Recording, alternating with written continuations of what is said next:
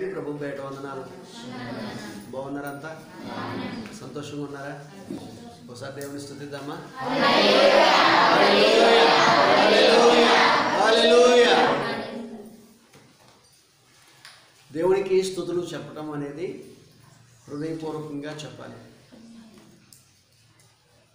వచ్చినటువంటి సేవకుల కోసమో లేకపోతే విశ్వాసుల కోసమో ఎప్పుడూ కూడా స్తుతి అనేది చెప్పుకోవడం. సాక్ష్యం చెప్పిన ప్రజల మెప్పు కోసం సాక్ష్యం చెప్పుకోవడం. కృతజ్ఞత స్తుతులు చెప్పిన వచ్చినటువంటి విశ్వాసుల కోసమో సేవకుల మెప్పు కోసమో స్తుతి చెప్పుకోవడం.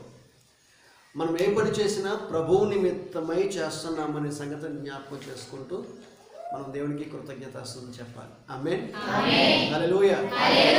మనము చెల్లించేటువంటి స్తుతి అనేది దేవుని దగ్గరికి వెళ్తుంది. మనము చేసే ప్రార్థన దేవుని దగ్గరికి వెళ్తుంది. మనము చేసేటువంటి ఆరాధన దేవుని దగ్గరికి వెళ్తుంది. మనము దేవుని సన్నిధిలో, దేవుని మందిరములో దేవునితో సహవాసము చేస్తున్నాం. దేవునితో సహవాసము చేయటానికి మనం మందిరానికి వస్తున్నాం అనేటువంటి ఆలోచనతో మనం మందిరానికి రావాలి. ఆమేన్. హల్లెలూయా. మందిరములో అందరికన్నా ముందుగా పరిశుద్ధాత్మ దేవుడు మన కొరకు ఎదురు చూస్తూ ఉన్నాడు అనేటువంటి సంగతిని గుర్తించినటువంటి వరమై దేవుని మందిరానికి రావాలి మనం. ఆమేన్. దేవుని మందిరములో మనము దేవుని దగ్గరికి వస్తున్నప్పుడు, మందిరంలోనికి వస్తున్నప్పుడు మనల్ని ఎదుర్కొనటానికి, మీరు ఇళ్ళకి వెళ్తున్నప్పుడు మిమ్మల్ని ఎదుర్కోవడానికి ఎవరు వస్తున్నారో రావట్లేదు నాకు తెలియదు. నాకు తెలిసి మీరు ఇళ్ళకి వెళ్తున్నప్పుడు పశువులు ఉన్నటువంటి వారు, మీ పశువులు మీరు ఇళ్ళ దగ్గరికి వెళ్తున్నప్పుడు మీ పశువులు మీ యొక్క రాకని గమనించి అవి అరుస్తూ ఉంటాయి. మీ రాకని గమనించి మీకు ఉన్నటువంటి పెంపుడు పక్షులు అవి కుక్కు కుక్కు కుక్కు అని చెప్పేసి మీ దగ్గరకు వస్తాయేమో మేత కోసం. మీకు ఉన్నటువంటి చిన్నపిల్లలు మీరు వెళ్తున్నారని చెప్పేసి మీకు ఎదురు వస్తారేమో కొన్ని సందర్భాల్లో. మరికొన్ని సందర్భాల్లో వచ్చారా, అయిందా అని తిట్ల దండకం కూడా ఎదురు రావచ్చేమో కొన్ని సందర్భాల్లో. జంతువులు, పక్షులు ఇవి ఆప్యాయతతో లేకపోతే వాటిని సంరక్షించేటువంటి ధోరణిలో అవి మీ యొక్క సహాయం కొరకు ఎదురు చూస్తాయేమో. కానీ దేవుని మందిరంలోకి వస్తున్నప్పుడు స్వయంగా దేవదూతలు మనల్ని ఎదుర్కోవడానికి గుమ్మం దగ్గరికి ఎదురుగా వస్తాయంట. ఆమేన్. హల్లెలూయా. దేవుని యొక్క దూతలు మనల్ని ఎదుర్కోవడానికి దేవుని సన్నిధిలో మనల్ని ఎదుర్కోవడానికి దేవుని మందిరంలో ఎదురు చూస్తూ ఉంటాయంట. స్వయంగా పరిశుద్ధాత్మ దేవుడే, తండ్రి అయినటువంటి దేవుడు, ప్రభు అయినటువంటి యేసుక్రీస్తు వారు మనతో కలిసి ఆ యొక్క ఆరాధనను స్వీకరించడానికి మన యొక్క రాక కొరకు ఎదురు చూస్తూ ఉంటారంట. ఆమేన్. హల్లెలూయా. హల్లెలూయా. మనల్ని ఎదుర్కోవడానికి అంతమంది ఎదురు చూస్తూ ఉంటే మనం మాత్రం ఎప్పుడో వస్తే అది చాలా విచారకరమైన సంగతి. కనుక దేవుని మందిరంలోకి వచ్చేటప్పుడు ఆశతో, ఆసక్తితో సమయానికి మందిరంలో మనం ఉండేటట్లుగా చూసుకోవాలి. మొదటిగా ఎవరినైతే దేవుని దూతలు ఎదుర్కొంటాయో వారికి మొదటి గిఫ్ట్ వచ్చేస్తుందేమో. మొదటిగా ఎవరినైతే పరిశుద్ధాత్మ దేవుడు హత్తుకుంటాడో వారికి రావాల్సినటువంటి అత్యధికమైన ఆశీర్వాదం వచ్చేస్తుందేమో. కనుక దేవుని దగ్గర నుంచి రావాల్సినటువంటి అత్యధికమైన ఆశీర్వాదాలు కానీ, అభిషేకం కానీ, ఆనందము కానీ, అభివృద్ధి కానీ, మనకి ఉన్నటువంటి అవసరాలు తీర్చబడటం కానీ, ఇవన్నీ కూడా మొదటిగా వచ్చినటువంటి వారికి ఇవ్వబడతాయి అనేటువంటి ఆలోచన అది ఒకవేళ దేవుడి దృష్టిలో ఉన్నట్లయితే కాదు ఉంటుంది కూడా. మొదటిగా దేవుని మందిరంలోనికి వచ్చేటువంటి వారికి ఇవన్నీ కూడా ఇవ్వబడతాయి అనేటువంటి సమాచారము తెలియనటువంటి వాళ్ళు చాలామంది సమాజంలో ఉన్నారు. గమనించండి, దేవుని మందిరంలోనికి ఆశతో, ఆసక్తితో ప్రారంభం నుంచి వచ్చేటువంటి వారి జీవితంలో దేవుడు కలిగించేటువంటి అత్యధికమైనటువంటి కార్యాలు ఇవి. ఆమేన్. హల్లెలూయా. స్వయంగా దేవుడు, దేవదూతలు మనల్ని ఎదుర్కొని, మన ఆహ్వానించి, మన హత్తుకొని దేవుని సందులో అభిషేకించి ఆశీర్వదించేటువంటి గడియని చాలామంది పోగొట్టుకుంటున్నారు. మనం అట్లా పోగొట్టుకునేటువంటి వారిగా ఉండటానికి వీల్లేదు. ఆమేన్. హల్లెలూయా. హల్లెలూయా. హల్లెలూయా. దేవుని మందిరంలోనికి నేను ముందు ఉండాలి, దేవుని మందిరంలో అందరికన్నా ముందు నేను ఉండాలనే ఆశ ఎక్కడి నుంచి రావాలంటే అంతరంగంలో నుంచి రావాలి. పెందలాడు వెళ్ళకపోతే పాస్టర్ గారికి కేకలేస్తారంటే ఆలోచన రావడం కాదు. పాస్టర్ గారి కోసం భక్తి ఎప్పుడూ చేయకూడదు, ఎవరూ చేయకూడదు. పాస్టర్ గారి కోసం భక్తి చేయకూడదు, పాస్టర్ గారి కోసం కానుక ఇవ్వకూడదు, పాస్టర్ గారి కోసం పరిచర్యలు చేయకూడదు, పాస్టర్ గారి కోసం స్తుతులు చెప్పకూడదు, పాస్టర్ గారి కోసం సాక్ష్యాలు చెప్పకూడదు, పాస్టర్ గారి కోసం ఇంకా ఏది కూడా చేయడానికి వీల్లేదు. పాస్టర్ గారి కోసం కాదు, లేకపోతే వస్తున్నటువంటి భక్తుల కోసం కాదు, దేవుని కోసము మనం చేస్తున్నాము అనేటువంటి సంగతిని ఎరిగినటువంటి వారమై దేవుని చేయాలి, దేవుని స్తుతించాలి. ఆమేన్, హల్లెలూయా. అలా దేవుణ్ణి ముందు పెట్టుకుని, దేవుని గురిగా పెట్టుకుని, దేవుడి కొరకు బ్రతికేటువంటి వారు ఎవరైతే ఉంటారో వారి కొరకు దేవుడు కూడా ఎల్లప్పుడూ ముందుగానే వారి జీవితాల్లో కార్యాలు చేయడం కొరకు తాను కూడా సిద్ధపడి ఉంటాడు. ఆమేన్, హల్లెలూయా, హల్లెలూయా. మీ జీవితాల్లో అందరికన్నా ముందుగా ఆశీర్వాదం పొందుకోవాలని కోరుకుంటున్నటువంటి వారు ఎవరైతే ఉన్నారో ఈ పనులు అందరికన్నా ముందు నేనే దేవుని మందిరంలో కనిపించాలనే ఆలోచనతో, అంతరంగములో ఉన్నటువంటి ఆలోచనతో దేవుని మందిరంలోనికి ముందుగా వస్తే ఆటోమేటిక్గా అవన్నీ మీ వెనకాల పరిగెత్తుకుంటూ వస్తాయి. ఆమేన్, హల్లెలూయా. మీరు అడగకుండానే, మీ సమస్యను మీరు చెప్పుకోకుండానే, మీ బాధ, మీ వేదన, మీ బలహీనత, మీ బంధకాలు మీరు చెప్పుకోనకుండగానే అంతరంగాన్ని పరిశీలన చేయగలిగినటువంటి పరిశుద్ధాత్మ దేవుడు, అంతరంగాన్ని ఎరిగినటువంటి పరిశుద్ధాత్మ దేవుడు. మనం చెప్పుకుంటేనే ఇతరులకు తెలుస్తుంది, కానీ పరిశుద్ధాత్మనికి మనం చెప్పవలసిన అంతరంగంలో ఉన్నటువంటి ఆవేదన అంతా కూడా ఆయన గుర్తెరిగినటువంటి వాడై మన అవసరం తీర్చేవాడుగా ఉన్నాడు. ఆమేన్. కుటుంబం అంతా కూడా బాధపడుతున్నారు. ఎవరో కుటుంబం అంతా కూడా బాధపడుతూ ఉన్నారు. ఏ సమస్య నిమిత్తం బాధపడుతున్నారో నాకు తెలియదు. కుటుంబ సభ్యులంతా బాధపడుతున్నటువంటి ఈ స్థితిలో కుటుంబం అంతా సమిష్టిగా ముందుగా దేవుని సన్నిధిలో దేవుని కనపరిచేవారిగా మారాలి. ఆమేన్, ఆమేన్. నా సందేశంలో ఈ మాటలు లేవు. నేను ఖచ్చితంగా చెప్తాను. నేను గత వారం ముగించినటువంటి అంశాన్ని జ్ఞాపకం చేసి వాక్యంలోకి వెళ్ళడం కొరకు నేను నిలబడి ఉన్నాను. కానీ పరిశుద్ధాత్మ దేవుడు చెప్తున్న మాట, ఈ రోజున మీకున్నటువంటి బంధకాలు ఎప్పుడు తీరుతాయి, ఈ పరిస్థితులు ఎప్పుడు తీరుతాయి, ఈ సమస్యలు ఎప్పుడు పోతాయి, ఈ బలహీనతలు ఏంటి, ఈ సమస్యలు ఒకదాని తర్వాత ఒకటి ఎప్పుడు పోతాయి అని నిత్యము ఆవేదనతో కుమిలిపోతున్నటువంటి వారు ఎవరో ఉన్నారు. వారి కొరకు పరిశుద్ధాత్మ దేవుడు చెప్తున్నటువంటి మాట ఇది. మీరు దేవుని సన్నిధిలో నమ్మకస్తులుగా ఉండండి, దేవుడు మీ జీవితంలో నమ్మకస్తులుగా ఉంటాడు. నమ్మకమైనటువంటి కార్యాలను మీ జీవితంలో చేస్తాడు. ఆమేన్. మీరు అడగక మునిపే మీకు అక్కరగా ఉన్నవేమిటో ఆయనకి తెలుసు. ఆమేన్. మనం ఆయనకి చెప్పక మునిపే మనకు అవసరతగా ఉంది అంటే ఆయనకి తెలుసు. అడిగిన వాటికన్నా, ఊహించు వాటికన్నా అత్యధికమైనటువంటి కార్యాలు చేయటం ఆయనకి మాత్రమే సాధ్యమవుతుంది. ఆమేన్. సమస్తమును సాధ్యము చేయగలిగినటువంటి సర్వశక్తుడైనటువంటి యేసు ప్రభువుని మనం ఆరాధన చేస్తున్నామండి. ఆమేన్, హల్లెలూయా, హల్లెలూయా. కనుక ప్రభువుకి ప్రథమ స్థానం ఇద్దాం. మన జీవితాల్లో ప్రభువుకి ప్రథమ స్థానాన్ని ఇద్దాం. మన జీవితాల్లో ప్రథమ స్థానాన్ని ప్రభువుకి ఇస్తే తన హృదయంలో కూడా ప్రథమ స్థానం మనకే ఉన్నది. ఆమేన్, రైట్. గత వారం మనం 2 వారాలుగా మనం బాప్తిస్మము గురించినటువంటి అంశాన్ని వివరంగా తెలుసుకుంటున్నాం. బాప్తిస్మం పొందడానికి ముందుగా పాప పశ్చాత్తాపం నిమిత్తమై ప్రార్థన చేయాలని, పాపపు ఒప్పుకోలు ప్రార్థన చేయాలని, అది పశ్చాత్తాపంతో ప్రార్థన చేయాలని, పశ్చాత్తాపము అంటే ఏమిటో, ఎట్లా ప్రార్థించాలో అనేటువంటి విషయాలని 2 వారాల క్రితం చెప్పుకున్నాం. గత వారము బాప్తిస్మము అంటే ఏంటి, రక్షణకి బాప్తిస్మానికి ఉన్నటువంటి వ్యత్యాసం ఏంటి, రక్షణ పొందటంలో ఉన్నటువంటి, రక్షణలో ఉన్నటువంటి 5 రకాల ప్రక్రియలు, రక్షణ పొందటంలో జరిగేటువంటి 5 రకాల సంగతులు ఏమిటో మనం గత వారం చూస్తూ వచ్చాం. బాప్తిస్మము అంటే ఏమిటో కూడా గత వారం చూస్తూ వచ్చాము.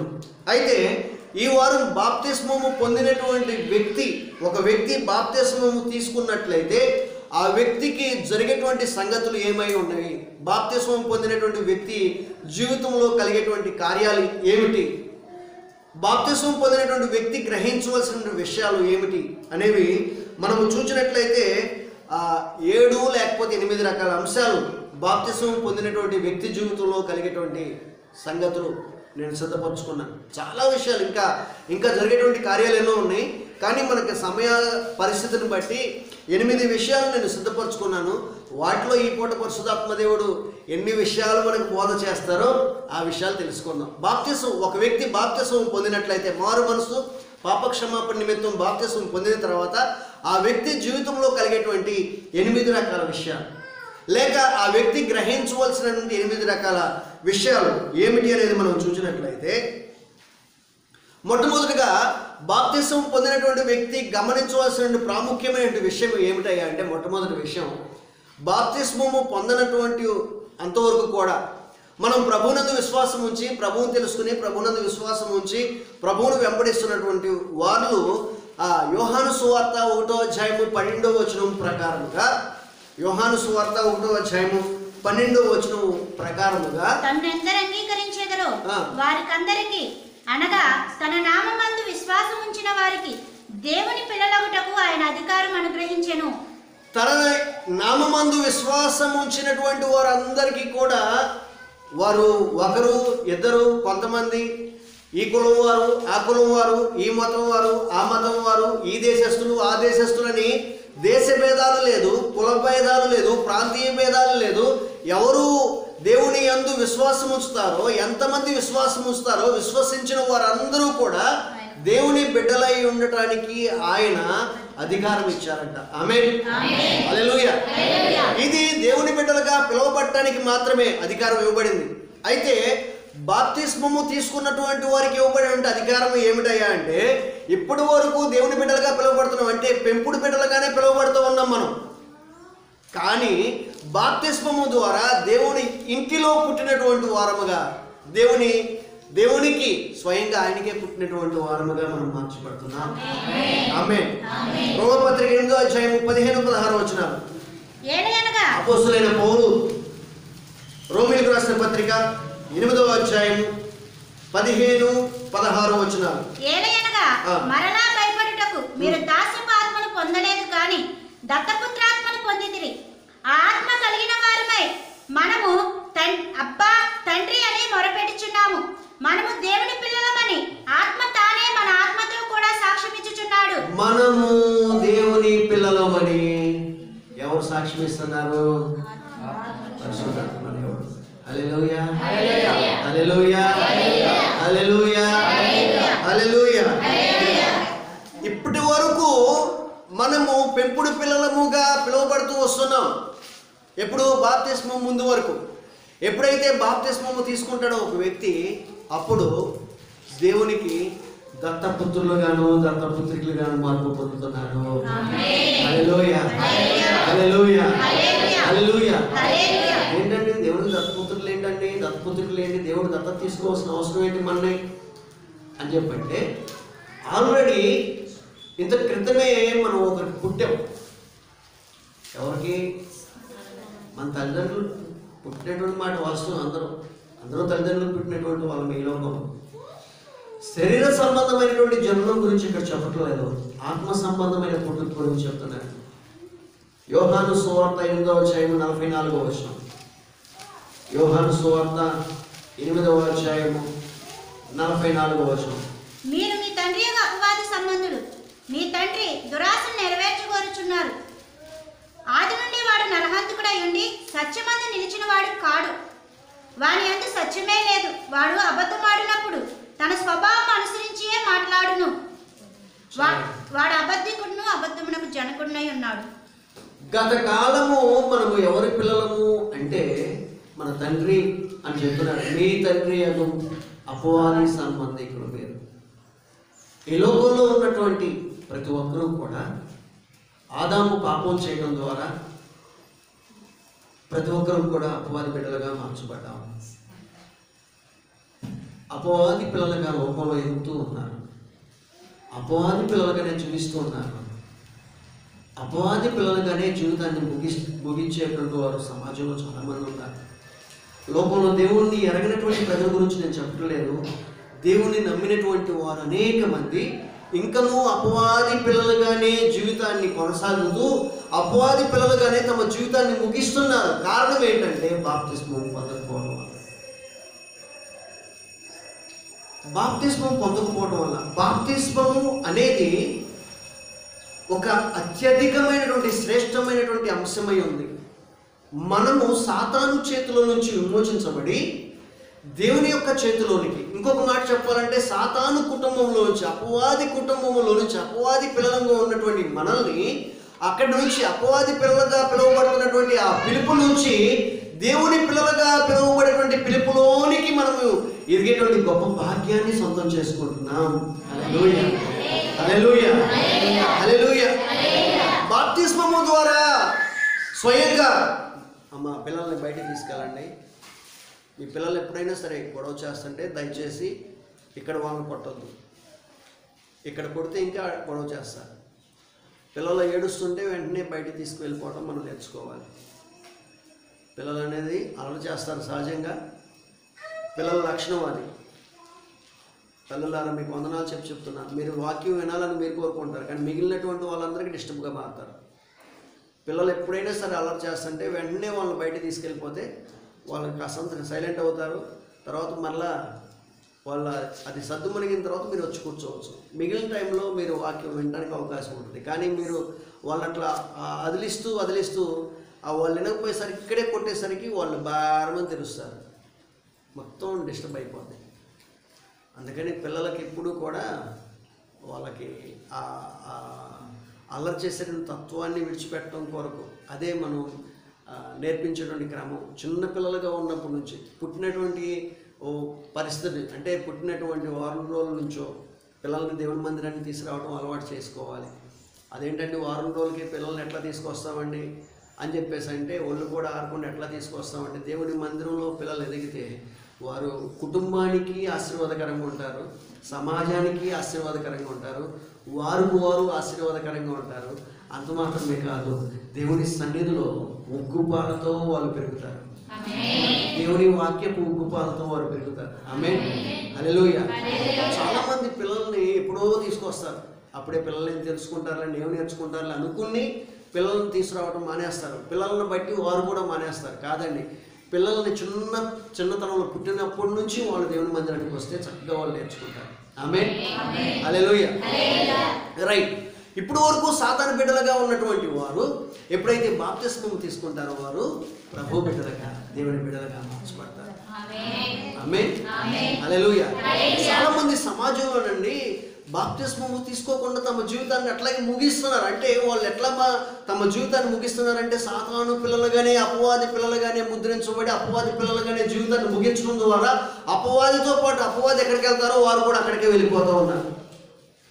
దేవుడు మనల్ని అందుకోసం ఏర్పాటు చేసుకోలేదు. మరి ఎందుకోసం ఏర్పాటు చేసుకున్నారంటే అపవాది చేతిలో ఉన్నటువంటి అపవాది సంతానంగా పిలువబడుతున్నటువంటి మనల్ని తన యొక్క సంతానంగా పిలుచుకోవాలని దేవుడు ఇష్టపడుతున్నాడు. అందుకొరకే ప్రభువైన యేసుక్రీస్తు వారి కలవరశిల మీద మన కొరకు మరణించడం జరిగింది. ఆమేన్, హల్లెలూయా. బాప్తిస్మము తీసుకోవడం ద్వారా మనము స్వయంగా తండ్రిని అబ్బా తండ్రి నాయన అని పిలవగలిగినటువంటి భాగ్యము యోగ్యత దేవుడు మనకి కల్పించాడు. ఆమేన్, హల్లెలూయా. మీరు దేవుని పిల్లలు అని చెప్పేసి స్వయంగా పరిశుద్ధాత్మ దేవుడే చాటిస్తూ ఉన్నాడు. ఆమేన్, ఆమేన్, హల్లెలూయా.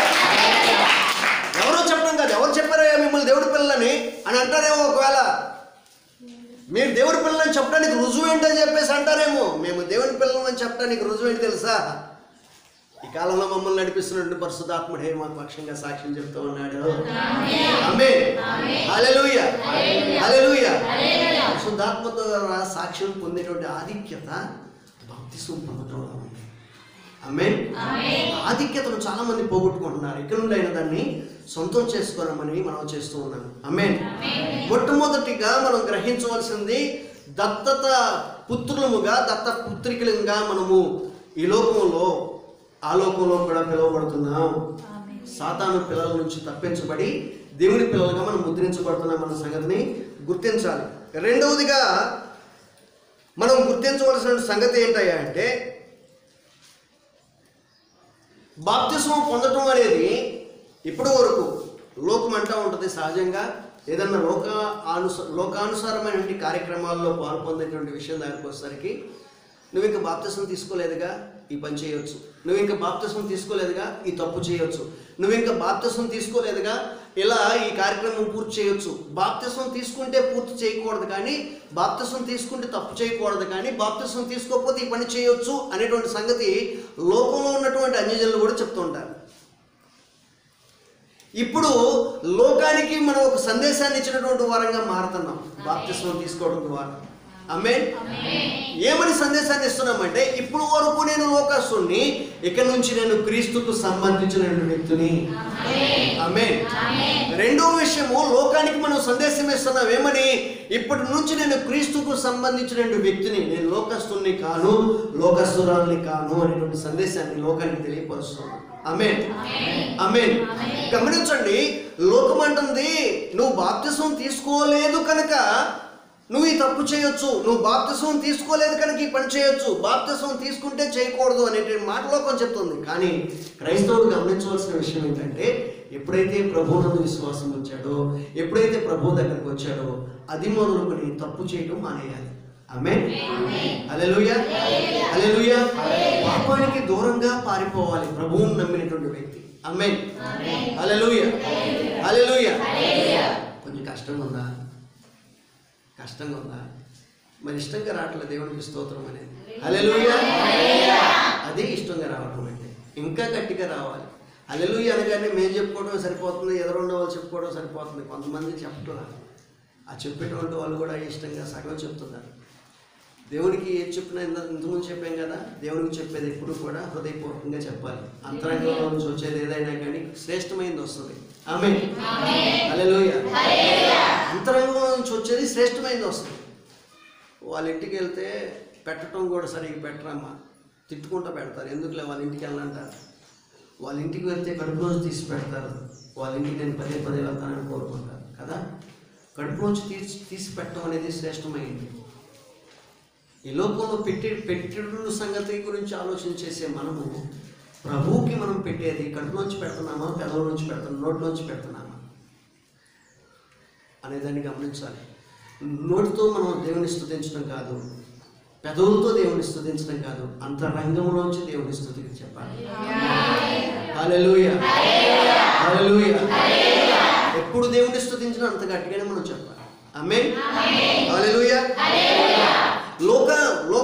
లోకము అంటది పాపము చేయమని, మనం చెప్తాం పాపానికి దూరంగా పారిపోతాం. ఆమేన్. అలా చెప్పాలి. లోకానికి ఇప్పటి వరకు నేను దాన్ని వివరించుకుంటూ వెళ్ళిపోతే మనం చెప్పాల్సిన 8 సంగతులు నేను చెప్పలేము, అందుకే వివరణలోనికి వెళ్ళట్లేదు. లోకం ఇప్పటి వరకు చెప్తుంది నువ్వు దేవుణ్ణి నమ్మావు అంతే, బాప్తిసం తీసుకోలేదు కనుక తప్పు చేయొచ్చు అని లోకం చెప్తుంది. కానీ బాప్తిస్మం తీసుకున్నా తీసుకోకపోయినా దేవుణ్ణి నమ్మటంతోనే ఆ పాపానికి దూరంగా పారిపోవాల్సినటువంటి వ్యక్తిత్వాన్ని మనం లోపల ఇనుమడింప చేసుకోవాలి. ఆమేన్. బాప్తిస్మములో మనం దేవుని బిడ్డలుగా ముద్రించబడుతున్నాం అంతే. కానీ దేవుని నమ్మటంతోనే, దేవుని దగ్గరికి రావడంతోనే, మనం దేవుని యందు విశ్వాసం ఉంచడంతోనే దేవుని పిల్లలుగా పిలువబడుతున్నాము కదా.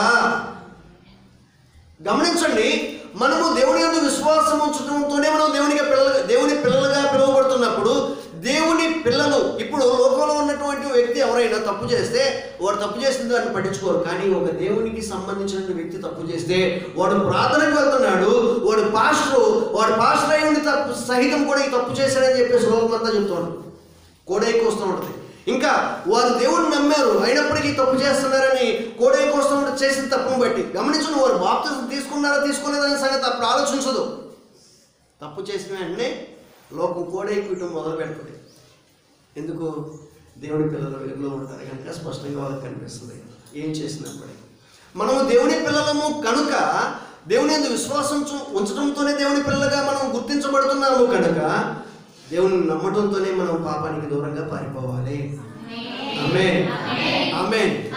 దేవుని నమ్మటంతోనే పాపానికి దూరంగా పారిపోవాలి. దేవుని నమ్మి మార్పు పొంది మారు మనసు పాప క్షమాపణ నిమిత్తం బాప్తిసం తీసుకుని దేవుని పిల్లలుగా ముద్రించబడాలి. ఆమేన్. హల్లెలూయా. దానికి గాను ఎఫెసీ పత్రిక 4వ అధ్యాయము 17వ వచనం. అపోస్తలుడైన పౌలు ఎఫెసీయులకు రాసిన పత్రిక 4వ అధ్యాయం 17వ వచనం. కాబట్టి అన్యజనులు నడుచుకున్నట్లు మీరు ఇక మీదట నడుచుకొనవలదని ప్రభువునందు సాక్ష్యం ఇచ్చుచున్నాను. అన్య జనులు నడుచుకున్నట్లుగా ఇక మీదట మనము నడుచుకోవడానికి వీలు లేదు. ఎవరో దేవుని బిడ్డలుగా ముద్రించబడిన వారు, దత్తపుత్రులుగాను దత్తపుత్రికలుగాను ఆత్మచేతనే స్వయంగా సాక్ష్యం పొందినటువంటి వారు. అంటే ఎవరు? బాప్తిస్మం పొందినటువంటి వారు. ఆమేన్, ఆమేన్. అన్యజనులు నడుచుకున్నట్లుగా మనం నడుచుకోవడానికి వీల్లేదు. అన్యజనులు నడుచుకున్నట్లుగా మనం నడుచుకోవడానికి వీల్లేదంటే అన్యజనులు ఎలా నడుస్తారు అనేటువంటి టాపిక్ మనలో ఒకటి, దాంట్లోకి వెళ్ళను నేను. అన్యజనులు నడిచినట్లుగా మనం నడవద్దు అంటే ఇంకో మాట చెప్పాలంటే పౌలు భక్తులు చెప్తూ ఉంటాడు, గత కాలంలో మీరు అట్లా ఉన్నారు, గత కాలంలో విగ్రహారాధకులు గాను, చోరులు గాను, దొంగలు గాను, మూర్ఖులు గాను, అన్యాయస్తులు గాను, వ్యభిచారులు గాను, మోసగాళ్ళు గాను మీరు గత కాలంలో నడుస్తూ వచ్చారు. దేవుడిని ఎరగనటువంటి వారు గాను, దేవునికి దూరస్తులుగాను మీరు ఉన్నారు. అయితే ఇప్పుడు మీరు దేవునికి సమీపస్తులు గాను, దేవుడిని ఎరిగినటువంటి వారిని, దేవుని సంతతి అయి ఉన్నారు, దేవుని పిల్లలై ఉన్నారు. ఆమేన్, హల్లెలూయా. దేవుని సంతతి అయి దేవుని పిల్లలై ఉన్నాము కనుక ఇక నుంచి దేవుని పిల్లలుగా మీరు నడుచుకోండి అని చెప్తున్నాడు. ఆమేన్, హల్లెలూయా, హల్లెలూయా. ఇంటి పేరు నిలబెట్టరా అంటారు. ఏం నిలబెట్టాలి? ఇంటి పేరు. ఏ పేరు? ఇంటి పేరు. అప్పటి వరకు వారి తండ్రికి ఒక స్థానం ఉంటుంది సమాజంలో, అప్పటి వరకు వాళ్ళ తాతకి ఒక సమాజంలో స్థానం ఉంటుంది, అప్పటి వరకు ఆ కుటుంబ సభ్యులకి సమాజంలో ఒక స్థానం ఉంటుంది. ఆ ఇంట్లో చెడబుట్టాడు వీడని చెప్పి చెప్పుకుంటారు కొంతమంది గురించి కదా. ఆ ఇంట్లో చెడబుట్టేవరా, నాకు చెడబుట్టేవరా అని చెప్పేసి తల్లిదండ్రులు చెప్పుకుంటారు ఆ పిల్లల గురించి, కొంతమంది గురించి. ఇక్కడ ప్రభు ఇంట్లో మనం పుట్టినప్పుడు బాప్తిస్మం ద్వారా ప్రభు పేరు నిలబెట్టేటువంటి వ్యక్తులుగా మనం మారాలి. ఆమేన్, హల్లెలూయా. ప్రభు ఇంట్లో పుట్టామని చెప్పుకుంటూనే ఆయన పేరు చెడగొట్టేటువంటి వారిగా సమాజంలో ఎంతమంది జీవించలేదు. ఈరోజు దాన్ని విడిచిపెట్టాలి మనం. ఆమేన్, ఈరోజు దాన్ని మనం విడిచిపెట్టాలి. ఈరోజు దాని నుంచి బయటికి రావాలి మనం. పరిశుద్ధాత్మ దేవుడు కోరుకుంటున్నది మనలో మార్పు రావాలి, మనలో నిజమైన మార్పు రావాలి. పైకి మార్పు కలిగినట్లుగా చూపించుకోవడం కాదు, ప్రజలకి మారినట్లుగా కనపరుచుకోవడం కాదు, అంత రంగంలో మనం మార్పు పొందినటువంటి వారముగా ఉండాలి. ఆమేన్, హల్లెలూయా, హల్లెలూయా. పై రూపంలో మారటం కాదు, రూపంలో మనం ఎట్లా కురూపిగా ఉన్నప్పటికీ ప్రభువు మనల్ని ప్రేమిస్తూనే ఉంటాడు. పక్షవాయువు కలిగినటువంటి వాడిని ప్రేమించాడు, కుష్టి వ్యాధి వచ్చినటువంటి వాడిని ప్రభు ప్రేమించాడు. కుష్టి వ్యాధి కలిగినటువంటి వాడిని హత్తుకుని మరీ ప్రభు యొక్క ప్రేమ తెలియపరుస్తూ వచ్చాడు. లోకంలో ఉన్నటువంటి వారందరూ కుష్టి వ్యాధిగ్రస్తులను దూరంగా నెట్టేస్తుంటే, లోకంలో ఉన్నటువంటి వారందరూ కూడా రకరకాల బాధలతో ఉన్నటువంటి వారిని విడిచిపెడుతూ ఉంటే, ప్రభు వారు స్వయంగా బాధలతో ఉన్నటువంటి వారిని, బలహీనతలో ఉన్నటువంటి వారిని, పక్షవాయువు కలిగినటువంటి వారిని, కుష్టి వ్యాధి కలిగినటువంటి వారి దగ్గరకు వెళ్ళి మరీ వారిని పరామర్శించి వారిని హత్తుకుని వారిని గుర్తు పెట్టుకున్నాడు ఆయన. ఆమేన్. ప్రభు ప్రేమ గొప్పదండి, ప్రభు ప్రేమ గొప్పది. ఆ గొప్ప ప్రేమ చూపించగలిగినటువంటి ఆయన శరీర సంబంధమైన సౌందర్యాన్ని కోరట్లేదు, అంతరంగ సంబంధమైన సౌందర్యాన్ని కోరుతున్నవాడు అయి ఉన్నాడు. ఆమేన్. అంతరంగంలో అందమైనటువంటి వారిగా మనం మారదాం. ఆమేన్. భౌతికంగా మా పాషం గారిని మేము ఎప్పుడు చూసుకుంటూ ఉంటాం, కొన్ని సందర్భాల్లో ఖాళీ ఉన్నప్పుడు ఆమె చెయ్యి నా చెయ్యి ఎట్ట పెట్టుకుంటాం ఇద్దరం. నేనే పెడుతుంటా, కొన్నిసార్లు ఎక్కువగా నేనే పెడుతుంటా. ఖాళీ కూర్చున్నప్పుడు ఆమె చెయ్యి నా చెయ్యి ఇట్లా పెడతాం, రెండు చేతులు ఇలా పెట్టిన తర్వాత నీ చేయి చూడు నా చేయి చూడు. ఎట్లా అలాంటి నిన్ను ఆ రంగులో ఉన్న నిన్ను ఈ రంగులో ఉన్నటువంటి నన్ను దేవుడు ఎందుకు కలిపాడు? రంగులు చూసి కొన్నిసార్లు నా రంగు బాగా అని చెప్పేసి అనుకుంటూ ఉంటాం, నా రంగు బాగుందని చెప్పేసి వాళ్ళు అనుకుంటూ ఉంటారు సహజంగా. రంగులు చూసి మురిసిపోయేటువంటి లోకం. ఈ రంగు కొంతకాలానికి పోవచ్చేమో, కానీ అంతరంగ సౌందర్యము రోజు రోజుకి పెరిగిపోతూ ఉంటుంది.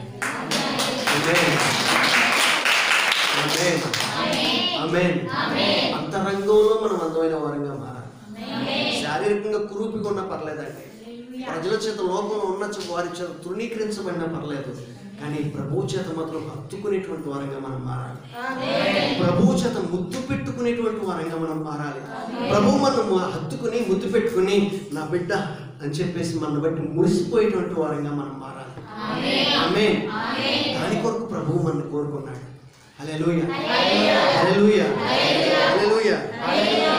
ఇప్పటి వరకు మీరు లోకానుసారులు ఎక్కడి నుండి, ఇప్పటి వరకు మీరు శరీరానుసారులు ఎక్కడి నుండి మీరు ఆత్మానుసారులుగా నడుచుకోండి. ఆమేన్, హల్లెలూయా. మనము లోకానికి సందేశాన్ని ఇస్తున్నాం. మేము దేవునికి సంబంధించిన వారము, ఇప్పటి నుంచి మేము ఇక పూర్తిగా దేవుని బిడ్డలము అని చెప్పేసి లోకానికి ఒక సమాచారం ప్రకటన చేస్తున్నాము అనే సంగతి గుర్తించుకోవాలి. మూడవదిగా బాప్తిస్మం తీసుకోవడం ద్వారా గ్రహించవలసిన విషయం, మూడవ విషయం ఏంటంటే మనము లోకానికి మాత్రమే కాదు సమాచారం అందించేది, మరి ఇంకెవరికి? సాతానుకు కూడా సమాచారం అందిస్తున్నాం అన్న సంగతి గుర్తుపెట్టుకోవాలి. ఆమేన్. లోకంతో పాటుగా సాతానుకు కూడా సమాచారం అందిస్తున్నాం. ఏమని సమాచారం అందిస్తున్నాం? సాతాను గారు చెప్తూ ఉంటాడు, ఇదిగో నువ్వు ఆ తప్పు చేసావు, నువ్వు ఆ పాపం చేసావు కనుక నీవు నాకు సంబంధించిన వ్యక్తివి, నీకు నా మీద అధికారం లేదు అని చెప్పేసి సాతాను మనని పదే పదే సాతాను మీద మనం దాడి చేయడానికి పూనుకున్నప్పుడు సాతాను మనని మన చెవులో మాట్లాడుతూ ఉంటాడు, మన మనసులో మాట్లాడుతూ ఉంటాడు, మన అంతరంగంలో మాట్లాడుతుంటాడు. నువ్వు తప్పు చేసావుగా, నువ్వు ఎట్లా నిద్రిస్తావు అని చెప్పి మాట్లాడుతూ ఉంటాడు. గత కాలం ముందు ఆ పాపం చేసావు, అప్పుడు ఈ పాపం చేసావు, ఇప్పుడు ఆ పాపం చేసావు, అక్కడ ఆ తప్పు చేసావు, ఇక్కడ ఈ తప్పు చేసావు అని చెప్పి గత కాలంలో బాప్తిస్మానికి ముందు చేసిన ప్రతి పాపాన్ని అప్పుడప్పుడు కొన్ని పాపాలు ఎత్తి చూపిస్తూ వాడు మాట్లాడుతూ ఉంటాడు. ఇంకో మాట చెప్పాలంటే బాప్తిస్మానికి ముందు మనం ఒప్పుకున్నటువంటి పాపాలను జ్ఞాపకం చేసి, ఇదిగో నువ్వు ఈ పాపం గురించి ఒప్పుకోలేదుగా, ఈ పాపాన్ని దేవుడు నిన్ను క్షమించలేదుగా, నువ్వు నన్ను ఎట్లా ఎదిరిస్తావు అని చెప్పేసి మాట్లాడతాడు.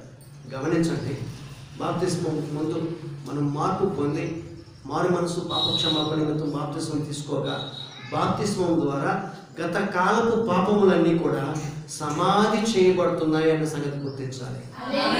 హల్లెలూయా, హల్లెలూయా, హల్లెలూయా. గత కాలపు పాపములన్నీ సమాధి చేయబడగా సాతాను మన బాప్తిస్మముకు ముందు వరకు చేసిన పాపాన్ని దేని గురించి మనకి వాడు తెలియపరిచినా కానీ మనం గమనించవలసింది, నా బాప్తిస్మము ద్వారా నేను పాపమును ఒప్పుకోవడం ద్వారా మార్పు పొందడం ద్వారా ప్రభు ద్వారా నేను రక్షించబడ్డాను. రక్షించబడినటువంటి నేను నా మార్పుని లోకానికి నీకు తెలియపరుస్తూ నేను బాప్తిస్మం తీసుకున్నాను. ఆమేన్, హల్లెలూయా. ఇప్పుడు నేను దేవుని బిడ్డని. సాతానుకు మనం చెప్పవలసిన మాట ఏంటంటే, సాతాను ఇప్పుడు వరకు నీ బిడ్డగా నేను ఉంటూ వచ్చాను, కానీ ఇదిగో బాప్తిస్మము ద్వారా ఇప్పుడు నీ స్థానంలో వచ్చి నీ బిడ్డగా నేను పిలువబడుతున్న స్థితి నుంచి విడుదల పొందినటువంటి వాడిని, సర్వలోకానికి రారాజైనటువంటి క్రీస్తు ప్రభువుకి బిడ్డగా మారాను. ఆమేన్, హల్లెలూయా. ఇప్పుడు కొట్టాలా?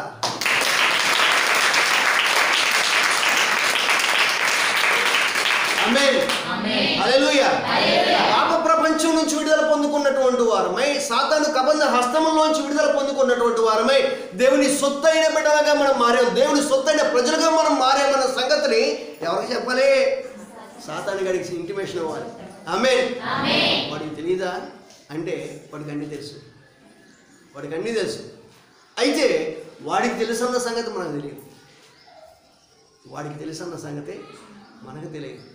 మనం వాడికి ఇంటిమేషన్ ఎందుకు ఇవ్వాలి అంటే, రేపటి రోజున వాడు మన దగ్గరకు వస్తే, బుద్ధి లేదురా, నేను ఆల్రెడీ నీకు చెప్పాను, ఆల్రెడీ నీకు చెప్పిన తర్వాత కూడా సిగ్గు లేదు నీకు అని చెప్పేసి మనం మాట్లాడుతూ ఉంటాం కొన్ని సందర్భాలు. ఎన్నిసార్లు చెప్పాలి నీకు సిగ్గు లేదా, పదే నా గుమ్మలోకి వస్తావు, పొమ్మని చెప్పినా కానీ నీకు సిగ్గు లేదా అని చెప్పేసి కొంతమంది గురించి మాట్లాడుతూ ఉంటాం. చూసారా, ఇప్పుడు సాతాను గురించి మనం మాట్లాడటానికి అవకాశం ఉంటుంది. ఆమేన్, హల్లెలూయా. ఇంతకాలంలోనే నేను నీకు ఇంటిమేషన్ ఇచ్చేసాను, నేను నీ చేతిలో లేను, ఇప్పుడు నేను ప్రభువుకు సంబంధించిన వ్యక్తి. ఆమేన్. ప్రభువు నాలో ఉన్నాడు, ప్రభువుతో నేను ఉన్నాను, ప్రభువుతో నేను నడుస్తున్నాను, నీతో నేను నడవడం మానేశాను, నీకు నాకు ఉన్నటువంటి బంధము తెగిపోయింది. ఆమేన్, హల్లెలూయా.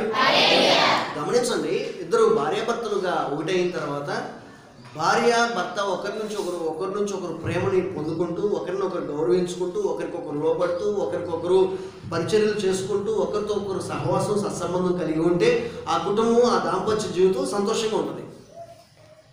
భర్తను భార్య పట్టించుకోకుండా, భార్యను భర్త పట్టించుకోకుండా, ఒకరికొకరు సంబంధం లేకుండా, భర్త భార్యను విడిచిపెట్టి భార్య భర్తను విడిచిపెట్టేసి దూరంగా ఉంటూ ఒకరితో ఒకరు సంబంధం లేని పరిస్థితుల్లో కొన్ని సందర్భాల్లో ఆ భర్త భార్య దగ్గరికి వచ్చి, నువ్వు నా సొంతం, నాకు సంబంధించిన వ్యక్తివి అని భార్య దగ్గరికి వచ్చి మాట్లాడితే ఆ భార్య ఏం మాట్లాడుతుంది? ఆ పోరా అంటుంది. మనసులో పైకి అన్నానకపోయినా మనసులో మాత్రం అలాగే అంటుంది. ఎందుకు? ఆ భర్త అప్పటి వరకు ఆ భార్యని చూపించవలసిన ప్రేమతో చూపించాల, అప్పటి వరకు భార్యని ప్రేమించవలసిన రీతిగా ప్రేమించాల, అప్పటి వరకు భార్యకి ఇవ్వాల్సిన స్థానాన్ని ఇవ్వాల, అప్పటి వరకు భార్యకు చూడవలసిన పోషణ మొత్తం అన్నీ చూసుకోవాలా. కానీ ఏదో ఒక సందర్భంలో వచ్చి నేను భర్తనన్న సంగతి నీకు తెలీదా, అసలు ఆ సంగతి ఎందుకు చెప్పుకోవాలి వీడు, భర్తనన్న సంగతి నీకు తెలియదా అనేటువంటి పరిస్థితి దాకా తెచ్చుకున్నాడు ఈ వ్యక్తి. అలాగే కొన్ని సందర్భాల్లో భార్యలు కూడా అట్లా ప్రవర్తిస్తూ ఉంటారు, నేను నీకు భార్యనన్న సంగతి తెలీదా అని. కనుక అసలు తెలియదా అనేటువంటి సంగతి కాకుండా నువ్వు నా భార్యవు, నువ్వు నా భర్తవని ఎప్పుడు తెలుస్తుందంటే ఒకరినొకరు గౌరవించుకుంటూ, ఒకరికొకరు లోబడుతూ, ఒకరికొకరు ప్రేమను, ఆప్యాయతని, అభిమానాన్ని చూపించుకుంటూ ఒకరికొకరు జీవిస్తున్నటువంటి తరుణంలో వారు నువ్వు భర్తవు, నేను నీ భర్తని, నేను నీ భార్యని ఒకరికొకరు పరిచయం చేసుకోవాల్సిన పని ఉండదు. ఆమేన్. హల్లెలూయా, హల్లెలూయా. దేవుని బిడ్డలముగా మనం దేవునికి సొత్తైన ప్రజలము. ఆమేన్. సాతానికి మనం చెప్పే మాట ఏంటంటే నేను ఇప్పుడు క్రీస్తుకి వధువుని. ఆమేన్. క్రీస్తుకి వధువుగానే మార్చబడ్డాను, క్రీస్తుకి వధువుగా నేను మార్చబడ్డాను. ఇప్పుడు వరకు నీ ఏలుబడిలో నేను ఉన్నాను, ఇప్పటి వరకు నీ బానిసత్వంలో నేను ఉన్నాను, ఇప్పటి వరకు నువ్వు చెప్పినట్టు నేను నడిచాను. కానీ ఇక నుంచి నీ బానిసత్వ స్థితి నుంచి నేను విడుదల పొందుకున్నటువంటి వ్యక్తిని క్రీస్తుకి సొత్తైన భార్యగా నేను మార్పు పొందాను. హల్లెలూయా, హల్లెలూయా. అంతే గట్టి కొట్టుకో తల్లి.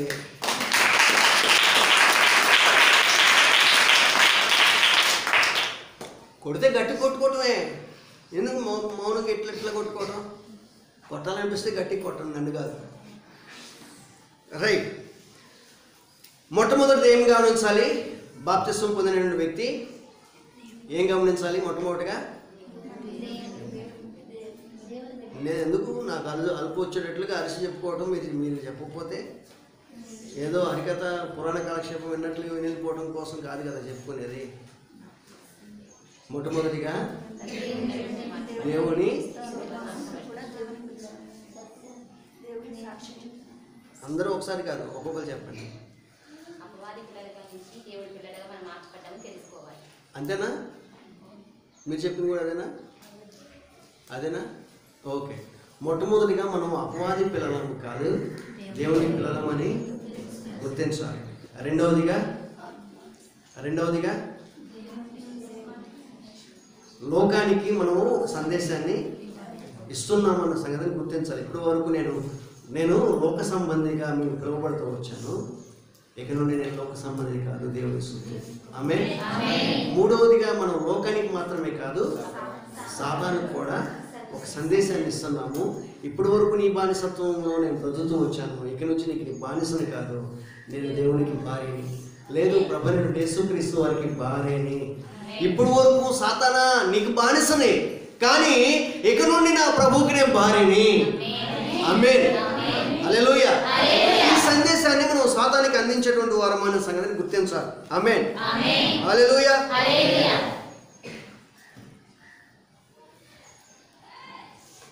యాకోబు పత్రిక 4వ అధ్యాయం 7వ వచనం దానికి రెఫరెన్స్.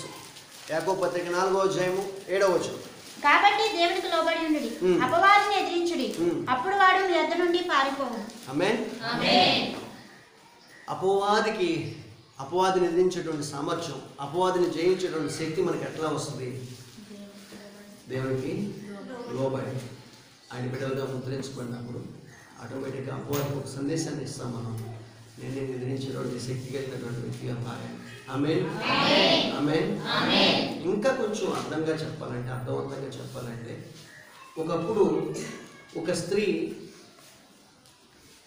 ఒక పురుషునితో అక్రమ సంబంధం కలిగి ఉంటే, అక్రమ సంబంధం కలిగి ఉన్నటువంటి ఆ స్త్రీని ఒక వ్యక్తి ప్రేమించి, ఆ వ్యక్తి తన అక్రమ సంబంధం కలిగి ఉన్నటువంటి స్త్రీ అన్న సంగతి తెలిసినప్పటికీ ఆ వ్యక్తి ఆ స్త్రీని ప్రేమించి, ఆ స్త్రీకి కావాల్సిన సమస్తాన్ని సమకూర్చి ఆ స్త్రీని పెళ్లి చేసుకుంది.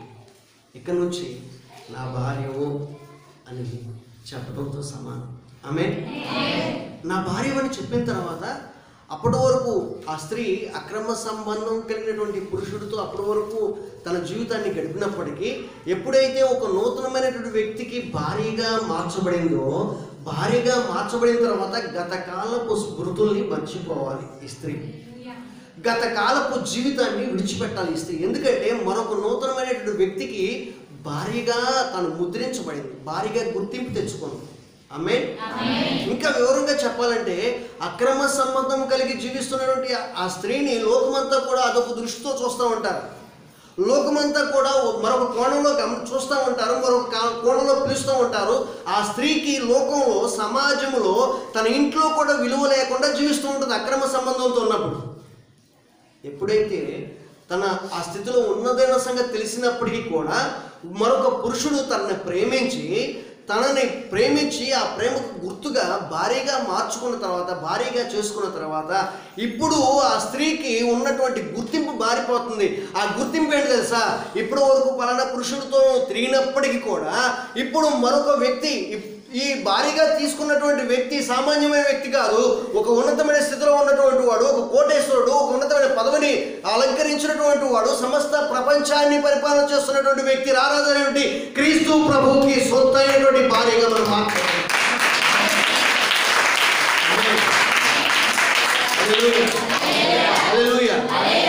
కనుక ఎప్పుడైతే ఒక స్త్రీ అప్పుడు వరకు తిరుగుబోతుగా, అప్పుడు వరకు ఒక వ్యభిచారిగా ముద్ర వేయబడినటువంటి తాను తన స్థితిని గుర్తించినటువంటి ఒక పురుషుడిగా ప్రభువైనటువంటి యేసుక్రీస్తు వారు మన దగ్గరకు వచ్చి మనం పాపపు స్థితిలో ఉన్నామన్న సంగతి ఎరిగినప్పటికీ కూడా, ఆ పాపమును గుర్తించినప్పటికీ కూడా నువ్వు నాకు కావాలని మనం ప్రేమించి మన కొరకు తన ప్రాణం పెట్టి తన సొత్తైనటువంటి బిడ్డలుగా తనకి ఇష్టమైనటువంటి భార్యగా మనం చేసుకున్నాడు. ఆమేన్. గమనించండి, అలా ఒక ఉన్నతమైనటువంటి వ్యక్తికి తను భార్యగా మార్చబడిన తర్వాత లోకంలో ఉన్నటువంటి వారు అప్పటి వరకు అదొక రకమైన చూపుతో చూస్తున్నటువంటి వారందరికీ ఆ చూపు కాస్త మారుతుంది. ఎందుకు మారుతుందో తెలుసా?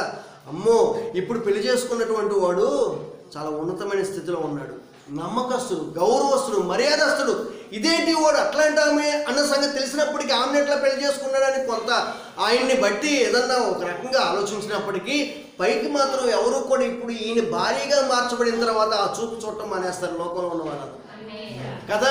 ఆ విధంగా మాట్లాడటం మానేస్తారు. ఒకవేళ రహస్యంగా మాట్లాడుకుంటారేమో కానీ అంత క్రితం రోడ్డు మీద వెళ్తున్నప్పుడు వెళ్ళలేసినట్టుకు ఇప్పుడు వెళ్ళలేరు కదా. అంత క్రితము రోడ్డు మీద వెళ్తున్నప్పుడు మాట్లాడినప్పుడు ఇప్పుడు మాట్లాడరు. కారణం ఏంటయ్యా అంటే ఇప్పుడు ఈ స్త్రీ ఒక ఉన్నతమైన స్థితిలో ఉన్నటువంటి వానికి భార్యగా మార్చబడింది. ఆమేన్.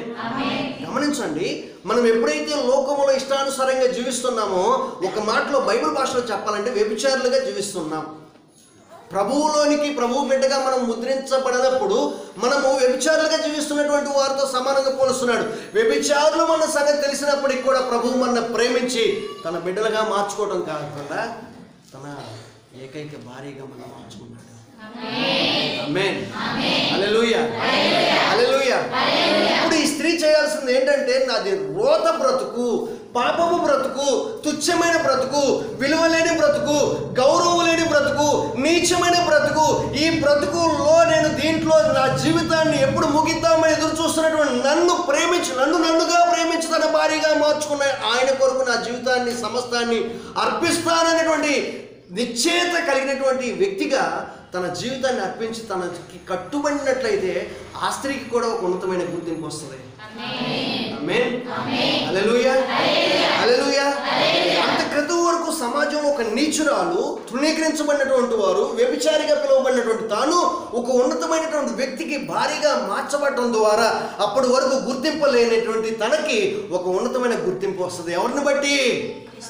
భారీగా మార్చబడినటువంటి ఆ వ్యక్తిని బట్టి. హల్లెలూయా. భారీగా చేసుకున్నటువంటి ఆ వ్యక్తిని బట్టి నిజమైనటువంటి ఈ వ్యక్తికి కూడా ఒక ఉన్నతమైన గుర్తింపు వస్తుంది. హల్లెలూయా. లోకములో బాప్తిస్మం ద్వారా మనకు కలుగుతున్న గుర్తింపు కూడా అదేనండి.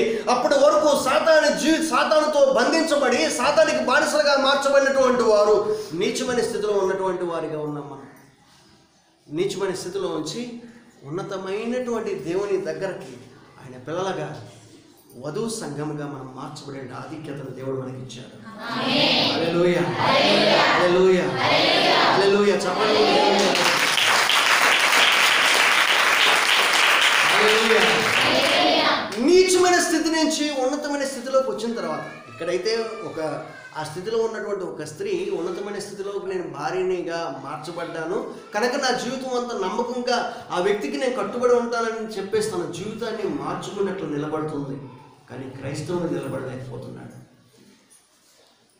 మన స్థితిని ఎరిగి మనగా ప్రేమించి మనగా సొంత బిడ్డగా మార్చుకున్న తర్వాత కూడా ఒక ఉన్నతమైన స్థానాన్ని స్థితిని మనకు కల్పించిన తర్వాత కూడా మనం ప్రభువుకి ఇష్టమైన బిడ్డగా జీవించలేకపోతున్నామే. ఎంతో విచారకరమైన పరిస్థితి. గమనించండి. ఒక తీర్మానం మనం చేసుకోవాలి, ఒక నిశ్చయితను మనం కలిగి ఉండాలి. అంతకుముందు సాతానుగాడు వాడి దూతలు మనం ఎటువెళ్తున్నా కానీ ఏళ్ళు వేస్తున్నట్లుగా, అదే లోకంలో ఉన్నటువంటి ఆ స్త్రీ వైపు చూసి ఏళ్ళ వేస్తున్నట్లుగా సాతాను వాడి దూతలు ఏళ్ళ వేసేటువంటి వ్యక్తులుగానే ఉంటారు.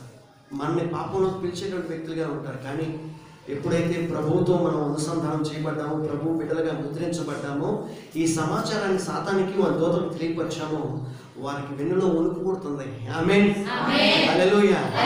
హల్లెలూయా. డైరెక్ట్గా ఎదురుగా మనతో వచ్చి మన దగ్గరకు వచ్చి విజిల్ చేసేటువంటి తత్వం పాత వాడికి. ఆమేన్. హల్లెలూయా. మన దగ్గరకు వచ్చి మన హేళనగా మాట్లాడే స్థితి పోతుంది వాడికి. ఆమేన్. హల్లెలూయా.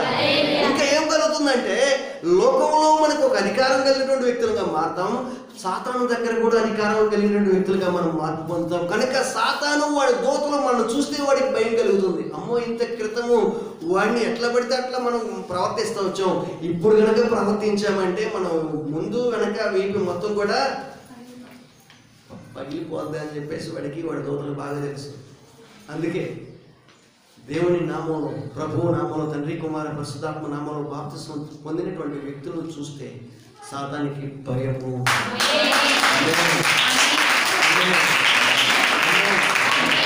కనుక సాతానికి మనం ఇంటిమేషన్ అందించాలి. ఆమేన్. నాలుగవదిగా ఆ పిల్లలను పంపించండి.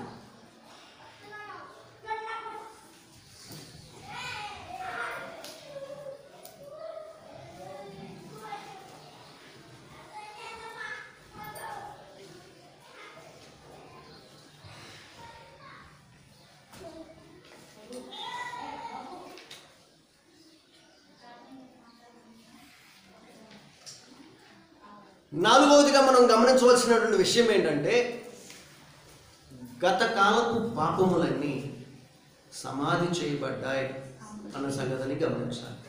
ఇంతకుముందు ఆల్రెడీ దానిలో చెప్పాను నేను. అదొక అంశం. గత కాలపు పాపములన్నీ సమాధి చేయబడ్డాయి బాప్తిస్మంతో అన్న సంగతిని మనం గుర్తుపెట్టుకోవాలి. సాతాను ఎప్పుడు ఎక్కడ గుర్తు చేసినప్పటికీ బాప్తిస్మం ముందు వరకు, బాప్తిస్మం తర్వాత నువ్వు ఇది ఈ పాపాలను ఒప్పుకోలేదుగా అని చెప్పినప్పటికీ క్రీస్తులో నేను పాతిపెట్టబడ్డాను, అంటే బాప్తిస్మం తీసుకున్నాను, నా మార్పు పొందాను, మారు మనసు పాప క్షమాపణ నిమిత్తం నేను బాప్తిస్మం తీసుకున్నాను, గత కాలపు పాపములన్నీ కూడా నా ప్రభు నన్ను క్షమించాడు, ప్రభువు ద్వారా నేను విడుదల పొందుకున్నాను, ఇప్పటి నుంచి నేను ప్రభువుకి సంబంధించిన వ్యక్తిని అని గమనించాలి. ఆమేన్. హల్లెలూయా. రోమా పత్రిక, రోమీయులకి అపోస్తలుడైన పౌలు రాసినటువంటి రోమా పత్రిక 6వ అధ్యాయం 3-4 వచనాలు. క్రీస్తు యేసులోనికి బాప్తిస్మం పొందిన మనమందరము ఆయన మరణంలోనికి బాప్తిస్మం పొందితమని మీరు ఎరుగరా? కాబట్టి తండ్రి మహిమ వలన క్రీస్తు మృతుల్లో నుండి ఎలాగూ లేపబడినో అలాగే మనమును నూతన జీవం పొందిన వారమై నడుచుకున్నట్లు మనము బాప్తిస్మం వలన మరణంలో పాలు పొందుటకై ఆయనతో కూడా పాతి పెట్టబడితిమి. ఆమేన్. మనము బాప్తిస్మము ద్వారా ఆయనతో కూడా పాతి పెట్టబడితిమి. మన పాపములన్నీ కూడా ఆయనతో పాటుగా బాప్తిస్మము ద్వారా పాతి పెట్టబడినాయి. ఆమేన్. నీళ్ళల్లో ముంచేదే దానికోసం, నీళ్ళల్లో ముంచేదే దానికోసం. బాప్తిస్మము ద్వారా మన పాపములన్నీ ఇక్కడి నుంచి పాతి పెట్టబడి ఇక్కడ నుండి నేను నూతన సృష్టి. కొరింథీయులకు రాసిన 2వ పత్రిక 5వ అధ్యాయం 17వ వచనం. అపోస్తలుడైన పౌలు కొరింథీయులకు రాసిన 2వ పత్రిక 5వ అధ్యాయం 17వ వచనం. కాగా ఎవడైనను క్రీస్తునందున్న ఎడల వాడు నూతన సృష్టి, పాతవి గతించెను, ఇదిగో క్రొత్తవాయును. ఆమేన్.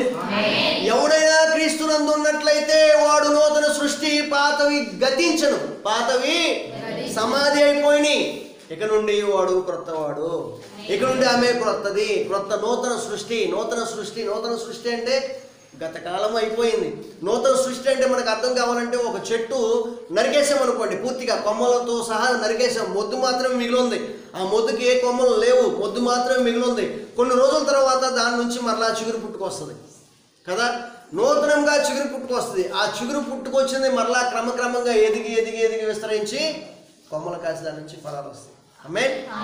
నూతన సృష్టి నూతనమైంది. అప్పటి వరకు ఒక చెట్టుకి చీడ పట్టింది అనుకోండి, ఒక పాదుకు చీడ పట్టింది అనుకోండి, ఆ కొమ్మలన్నీ విరిచేస్తాం, ఆ తీగలన్నీ విరిచేస్తాం, ఆ తీగలన్నీ కోసేస్తాం, మరలా అక్కడి నుంచి మరలా కొత్త చిగురు వస్తుంది, కొత్తగా అది విస్తరిస్తుంది, దాని నుంచి కాయలు చక్కగా విస్తారంగా వస్తాయి. చీడ పట్టిన దాన్ని విరిచివేయడం ద్వారా, నరికివేయడం ద్వారా, కోసివేయడం ద్వారా నూతనంగా వచ్చింది. అట్లాగే మనలో కూడా అప్పటి వరకు పాపం ద్వారా చీడ పట్టినటువంటి బ్రతుకుని కలిగి ఉన్నాం. చీడబట్టినటువంటి ఆ చెట్టుని, ఆ మొక్కని చూడటానికి ఎట్లా అసహ్యంగా కనిపిస్తుందో, దేవునికి కూడా మన జీవితాలు పాపముతో ఉన్నప్పుడు అట్లాగే అసహ్యంగా మారుతాయి. ఎప్పుడైతే ఆ కొమ్మలన్నీ నరికివేయబడతాయి అంటే ఆ పాపం జీవితాన్ని అంతటా ఒప్పుకొని సమాధి చేయబడినట్లుగా బాప్తిస్మ అనుభవంలోనికి వెళ్తామో, అక్కడి నుండి మనం నూతన సృష్టిగా మార్పు పొందుతాం. ఆమేన్. హల్లెలూయా, హల్లెలూయా, హల్లెలూయా. ఇక నుంచి మనమంతా కూడా ఒక కృంగొత్త రూపాన్ని ధరించుకోవాల్సిన వారమై ఉన్నాం. అప్పుడు ఉన్నటువంటి ఆ నీచపు బ్రతుకును విడిచిపెట్టాలి, అప్పుడు వరకు ఉన్నటువంటి ఆ పాపపు బ్రతుకును విడిచిపెట్టాలి, అప్పుడు వరకు ఉన్నటువంటి ఆ రోత బ్రతుకును విడిచిపెట్టాలి, అప్పుడు వరకు ఉన్నటువంటి ఆలోచనలు. అందుకే పాస్టర్ గారు మేము బాప్తిసం తీసుకోండి. ఎందుకు మీరు ఎంతగా చెప్తున్నారు చూసారా, వాటన్నిటిని విడిచిపెట్టాలని. వాటిని విడిచిపెట్టడం మాకు ఇష్టం లేదండి, ఇంకొంతకాలం జీవితం వాటిలో అలవాట్లన్నీ మానుకోమని చెప్తున్నారు, జీవితాన్ని మార్చుకోమని చెప్తున్నారు. అలా మానుకుని మార్చుకోవడం అంటే కష్టం ఉంది పాస్టర్ గారు. అందుకే మేము బాప్తిసం తీసుకోండి అని చెప్పేటువంటి కొంతమంది సమాజంలో లేకపోలేదు. గమనించండి, మీకు ఇక్కడ వాటిని మార్చుకోవడం కష్టంగా ఉంది. అంటే చీడ పట్టినటువంటి ఆ చెట్టుని, ఆ కొమ్మలను నరకడానికి కొంచెం ఇబ్బందిగా ఉంటుంది. అది నరుగుతున్నప్పుడు దాని నుంచి నీరు వస్తుంది, అంటే అది ఏడుస్తుంటుంది, అది దాన్ని బాధపడుతుంటుంది. కానీ దాన్ని నరికిన తర్వాత దాని నుంచి వచ్చేటువంటి కొత్త కొత్త చిగురులు, కొత్త కొమ్మల నుంచి అత్యంత శ్రేష్టమైన ఫలాలు వస్తాయన్న సంగతిని మర్చిపోతున్నాము. నీలో ఉన్నటువంటి ఆ చెడుని, ఆ కంపుని, ఆ కల్మషాన్ని, ఆ రోతని నువ్వు విడిచిపెడుతున్నప్పుడు కొంచెం నీకు నొప్పిగా ఉంటుంది, కొంచెం బాధగా ఉంటుంది, కొంచెం వేదనగా ఉంటుంది, కొంచెం ఇబ్బందిగానే ఉంటుంది. ఇబ్బంది లేకుండా తప్పుడు ఒప్పుకోలేము, ఇబ్బంది లేకుండా ఆ రోతను విడిచిపెట్టలేము. ఆ రోతను విడిచిపెడుతున్నప్పుడు కొంచెం బాధగానే ఉంటుంది, కొన్ని సంబంధాలు పోగొట్టుకోవాల్సి వస్తుంది, కొన్ని సమస్యలు ఎదుర్కోవాల్సి వస్తుంది, కొంతమందితో శత్రుత్వం కూడా కలిగి ఉండవలసిన పరిస్థితి ఏర్పడుతుంది. బాప్తిసం తీసుకుంటే ఇంత కష్టం అనుభవించడం అవసరం అంటారా నాకు అని చెప్పేసి లోకాన్ని కోరుకుని లోకంతో స్నేహం చేసినట్లయితే శాశ్వతమైనటువంటి ఆశీర్వాదాన్ని మనం పోగొట్టుకున్న వారం అవుతాం. పోగొట్టుకోవద్దు. తర్వాత వచ్చేటువంటి ఆ కొమ్మలు ఉన్నాయి చూసారా, ఆ చిగురు ఉన్నాయి చూసారా, అవి అత్యంత శ్రేష్టమైనవి. మనకు మాత్రమే సొగసునివ్వడం కాదు, అనేక మందికి ఆశీర్వాదాన్ని మిగిల్చేవండి అవి. ఆ కొత్తగా వచ్చినటువంటి ఆ చిగురులు ఎదిగి ఎదిగి చక్కగా దాని నుంచి ఫలాలు వస్తే అవి ఎంత రుచికరంగా మారుతాయి. వాటి దొంగదేగా ఎంత రుచికరంగా మారుతాయి. అవి తింటూ ఉంటే, నేను మొన్న శతఫలం తింటా ఉన్నాను. శతఫలం తింటూ మా పాస్టర్ గారితో చెప్తూ ఉన్నాను, దేవుడు సృష్టిలో ఇంత రుచికరమైనటువంటి ఫలాలను పెట్టిన తర్వాత ఆదాము ప్రారంభంలో నీసు అడగలేదేమో. ఒకవేళ ఎనవి తినడానికి కోరిక ఎట్లా కలుగుతుంది? ఎందుకు కలగదో చెప్పమంటారా? ఆదాము ఏదైనా తోటలో సమస్తమైనటువంటి ఫలవృక్షమును కలిగినటువంటి సమృద్ధినిస్తున్నటువంటి తోటలో ఉన్నాడు. రోజు రుచికరమైనటువంటి ఆ ఫలాలు, రకరకాల ఫలాలు తింటుంటే ఇంకా నీసు మీద ఎక్కడికి వెళ్తుంది?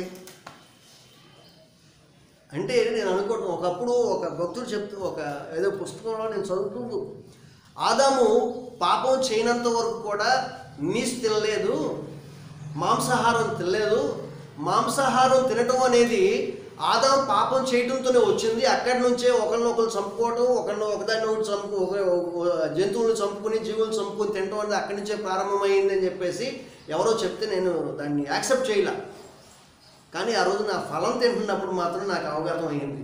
ఎందుకు అవగతం అయిందంటే శ్రేష్టమైనటువంటి ఇక్కడ మనకి పౌడర్లు వేసి పెంచేటువంటి వాటిని, ఎరువులు వేసి పెంచేటువంటి వాటిలో ఎంత రుచి ఉంటే, స్వచ్ఛంగా దేవుని తోటలో దేవుని ద్వారా పెంచబడినటువంటి ఆ తోటలో శ్రేష్టమైన ఆ ఫలాలని, దుంపలను తింటున్నప్పుడు ఇంకా ఆదాం గారికి వాటిని చంపు తినాలనే కోరిక ఇంకెక్కడ కలుగుతుంది?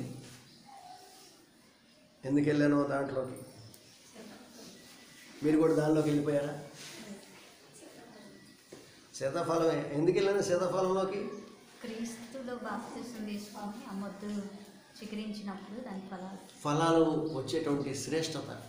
బాప్తిసం పొందినప్పుడు మనం నూతన చిగురుగా మార్చబడతాం. నూతన చిగురు నుంచి అది మెల్లగా ఎదిగి ఎదిగి కొమ్మలు వేసి విస్తరించి దాని నుంచి వచ్చేటువంటి ఫలాలు కూడా అంతకన్నా రుచికరమైనవిగా మారుతాయి. ఆమేన్. హల్లెలూయా. ఆ రుచికరమైనటువంటి ఫలాలలో నుంచే గలతీ పత్రిక 5వ అధ్యాయము 22వ వచనం కనిపిస్తూ ఉంటుంది. అయితే ఆత్మఫలమేమనగా ప్రేమ, సంతోషము, సమాధానము, దీర్ఘశాంతము, దయాళత్వము, మంచితనము, విశ్వాసము, సాత్వికము, ఆశానిగ్రహము. ఈ ఫలాలన్నీ కూడా బాప్తిస్మపు అనుభవం నుంచి వచ్చినటువంటి చిగురులు. ఒక్కొక్క చిగురు ఒక కొమ్మగా మారి ఆ కొమ్మ నుంచి వచ్చేటువంటి ఫలాలు అత్యధికమైన ఆశీర్వాదాన్ని కలిగిస్తాయి. సంతోషము, సమాధానం, దీర్ఘశాంతము, దయాళత్వము, మంచితనము, ఆశానిగ్రహం, విశ్వాసం, సాత్వికం, ఇవన్నీ కూడా బాప్తిస్మము తర్వాత వచ్చేటువంటి చిగురులు, చిరు కొమ్మలు. ఆమేన్. హల్లెలూయా. సంతోషం అనేది ఎట్లా ఉంటుందో నాకు తెలియదు పాస్టర్ గారు అని చెప్పేటువంటి వారికి, సంతోషపు కొమ్మ మీ ముద్దులో పుట్టాలి అంటే, చిగురు పుట్టాలి అంటే చేయవలసింది మొట్టమొదటిగా బాప్తిస్మం పొందటం. ఆమేన్. అదేంటంటే బాప్తిస్మం పొందితే వచ్చేస్తుంది అంటే, మారు మనసు పాప క్షమాపణ నిమిత్తం బాప్తిస్మం పొందితేనే సుమా. మార్పు లేకుండా అసలు ఉన్నటువంటి ఆ చేడకు మూలమైన దాన్ని చంపేయకుండా మనం పై కొమ్మలు నరికినంత మాత్రం ఉపయోగం లేదు. ఒకవేళ ఆ చీడ కిందే ఉందనుకోండి, దాన్ని తవ్వేసి మొత్తం క్లీన్ చేసేస్తే వచ్చేస్తుంది మరలా. కనుక ఆ చీడకు మూలం గమనించి దాన్ని తొలగించాలి. మూలం పైన ఉంటే మొద్దు బాగానే ఉండి కొమ్మల్లోనే చీడ ఉంటే కొమ్మలు నరికేస్తే మరలా బాగానే ఉంటుంది. అసలు మొద్దే బాగోకపోతే, వేర్లే బాగోకపోతే, మన మొద్దు బాగానే ఉంది. మన మొద్దు ప్రారంభములో ఆదాము గారి దగ్గర నుంచి, ఆదాము అవ్వ దేవుని చేత సృష్టించబడినటువంటి మొద్దు మంది. ఆమేన్. హల్లెలూయా. మొద్దు బాగానే ఉంది, కొమ్మలే పాడైపోయి. కనుక కొమ్మలు నరికేస్తే ఆటోమేటిక్గా మరలా మొద్దు నుంచి నూతన చిగురు పుడుతుంది. ఆమేన్. దావీదు మొద్దు నుంచి చిగురు పుట్టినట్లు. ఆమేన్. హల్లెలూయా. హల్లెలూయా.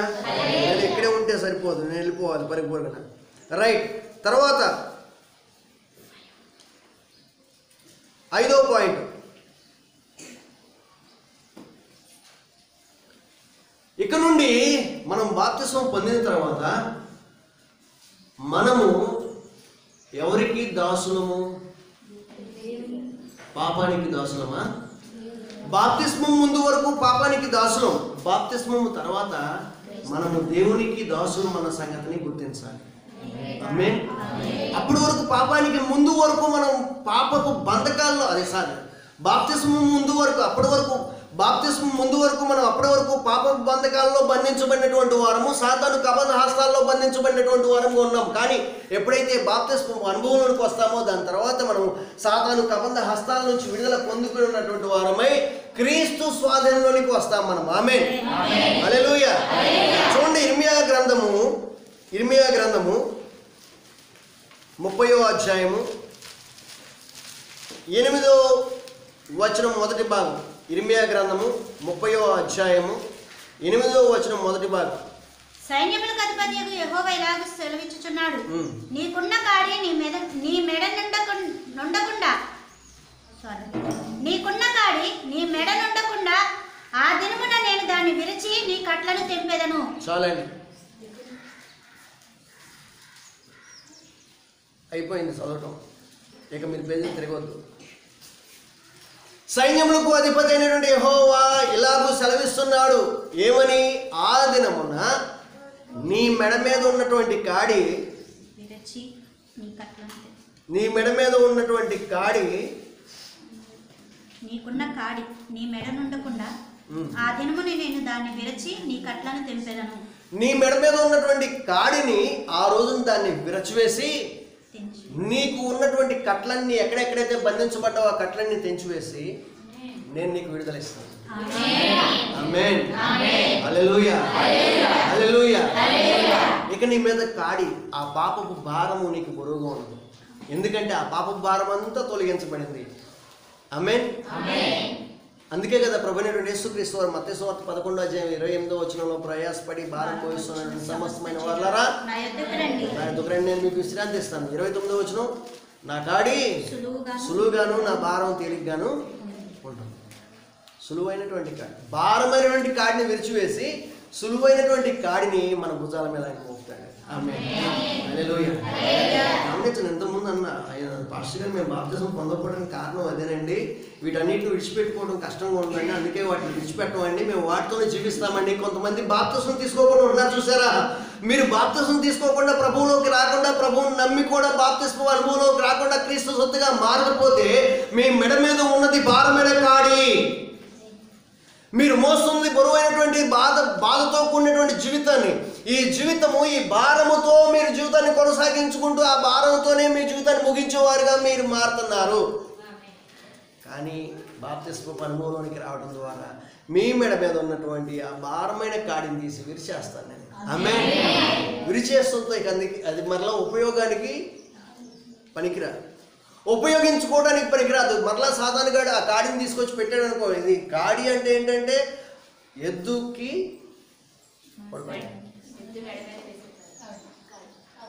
వెనకున్నటువంటి బరువుని ఏదైతే ఉందో గమ్యానికి చేర్చవలసిన బరువుని వెనక ఉంటే ఆ బరువుని కట్టి ఉంచినటువంటి దాన్ని ఏమంటారు, మేడు కాదు, తొట్టి, అవన్నీ మర్చిపోయాను నేను. బండికిను కాడికి మధ్యలో కర్ర ఉంటుంది, ఏమంటండి, పోల్కర్ర మర్చిపోయాను. దానికి కట్టి కాడి ఉంటుంది. రెండెట్ల బండి అనుకోండి, అటోక ఎత్తుకి ఇటోక ఎత్తుకి కావాల్సిన పొడవుగా ఒక కాడి ఉంటుంది. ఆ కాడి మధ్యలోకి ఇచ్చాడు అనుకోండి, ఇప్పుడు ఒకవేళ విరిచివేసినటువంటి కాడిని తీసుకొస్తే ఏ దిబ్బ పెడతాడు? ఆ పోల్కి కట్టడానికి అవకాశం ఉంది, ఆ బండికి ముందుకు వెళ్ళడానికి అవకాశం ఉండదు. అంటే అప్పటి వరకు సాతాను నీ మీద మోపినటువంటి ఆ భారమైనటువంటి బ్రతుకు బండిని ఈడ్చుకుంటూ ఇక ఈ బ్రతుకు బండి నేను లాగలేనని చెప్పుకుంటున్నటువంటి వారు ఎవరైతే ఉన్నారో ఆ బ్రతుకు బండికి కట్టబడినటువంటి ఆ కాడి ప్రభువారి రక్తంలో విరగొట్టబడిన తర్వాత, మెడ మీద పెట్టబడినటువంటి కాడి విరగొట్టబడిన తర్వాత ఇప్పుడు ఇక నువ్వు ఆ బ్రతుకు బండిని భారంగా మోసుకు వెళ్ళాల్సిన పని తప్పుతుంది. ఆమేన్. హల్లెలూయా. ఇప్పుడు ఆ కాడి విరగొట్టబడిన తర్వాత ఇక ఆ బండిని భారంగా లాక్కు వెళ్ళడానికి అవకాశం ఉండదు. ఒకవేళ కాడి తీసుకొచ్చి పెడితే ఉపయోగం లేదు, విరగొట్టబడింది. ఆ కట్లన్నీ తెంపేశాడు. అంటే ఆ కాడికి, ఆ పోలుకి, ఆ బండికి మధ్యలో ఉన్నటువంటి కట్లన్నీ తెంపేస్తే మరలా అది కట్టుకోవడం, మరలా తయారు చేసుకోవడానికి వాడి జీవితకాలం పట్టింది. అవన్నీ తయారు చేసుకోవాలని నువ్వు అవకాశం ఇవ్వాలి. మరలా వాడికి నువ్వు అవకాశం ఇవ్వకపోతే నీ మీద మరలా కాడి కట్టడానికి అవకాశం ఉండదు. ఆమేన్. హల్లెలూయా. హల్లెలూయా. హల్లెలూయా. నీ కట్లు తెంపేస్తున్నాడు, నీ కాడిని వెనక్కొట్టేస్తున్నాడు, నీ భారము తీసేసి తన తేలికైనటువంటి కాడిని పెడుతున్నాడు. ఆమేన్. ఈ క్రైస్తవ భక్తి చేయడం కష్టమని మా వల్ల కాదని చెప్పుకున్నటువంటి వాళ్ళారా, ప్రభువు ఇచ్చేటువంటి కాడి చాలా తేలిక, చాలా సులువుగా ఈ భక్తి జీవితాన్ని ముందుకు తీసుకువెళ్ళిపోవచ్చు. ఈ సులువైనటువంటి కాడి భుజం మీద పెట్టుకుని హాయిగా తాయితీగా నడుచుకుంటూ వెళ్ళిపోవచ్చు. ఖాళీ బండికి ఎడ్లని కడితే ఆ బండి ఈజీగా ఎడ్లెట్లా లాక్కెళ్ళిపోతాయో మన యొక్క బ్రతుకు బండి కూడా ఖాళీ బండిగానే ఉన్నట్లు ఉంటుంది. కానీ ఎప్పుడు కూడా దాంట్లో నిత్యము సర్వ సంపదలు నింపబడినటువంటివిగా మారతాయి. ఆమేన్. హల్లెలూయా.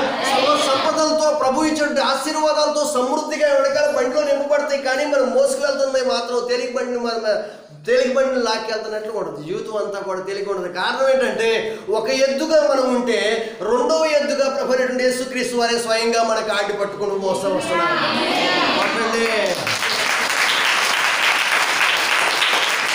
హల్లెలూయా.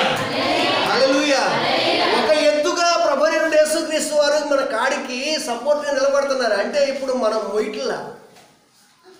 నాకు బాగా నాకు ఊహ తెలిసినప్పుడు మా నాన్న వ్యవసాయదారు కుటుంబంలో పుట్టిన వారు ఇవన్నీ చెప్పగలుగుతున్నాను. సో మా నాన్న నేను గమనిస్తూ ఉండేవాడిని. కొన్ని సందర్భాల్లో బాగా లోడ్ వేసి మినప బస్తాలు బాగా లోడ్ వేసి ఆ బురద గుంటలో నుంచి ఎక్కించడానికి వచ్చేసరికి ఒక ఎద్దు కుప్పకూలిపోయేది. ఆ లోడ్ లాగలేక పడిపోయేది ఆ బోధలోనే. వీళ్ళు కర్రలు తీసుకుని కొడతా ఉండేవాళ్ళు, అది లేవలేకపోయేది.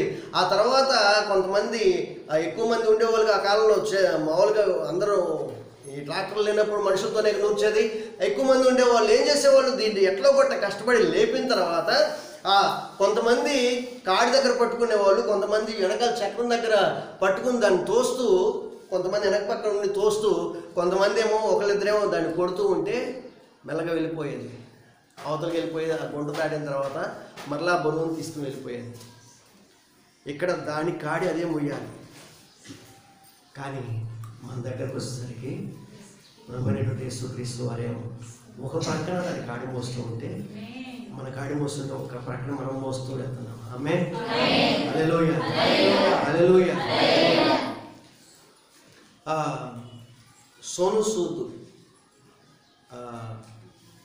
ఈ మధ్యకాలంలో రీసెంట్గా క్లిక్ అవుతూ వస్తున్నాడు. ఆయన ఒక న్యూస్లో చూసిన మాట ఏంటంటే, ఒక కుటుంబంలో ఒక స్త్రీ కాడి ఒక ఎద్దుని ఒక ప్రక్క కట్టి ఇంకొక ఎద్దుగా తానే ఉండి ఒక పిల్ల ఒక యవనస్తురాలు తాను ఉండి ఆ భూమిని దున్నుతున్నటువంటి చిత్రం చూసినప్పుడు తాను ఆ ఇంటికి ట్రాక్టర్ కొనిపించినట్లుగా మనకి చాలా సందర్భాల్లో వాట్సాప్లో యూట్యూబ్లో చూస్తూ వచ్చాము మనం.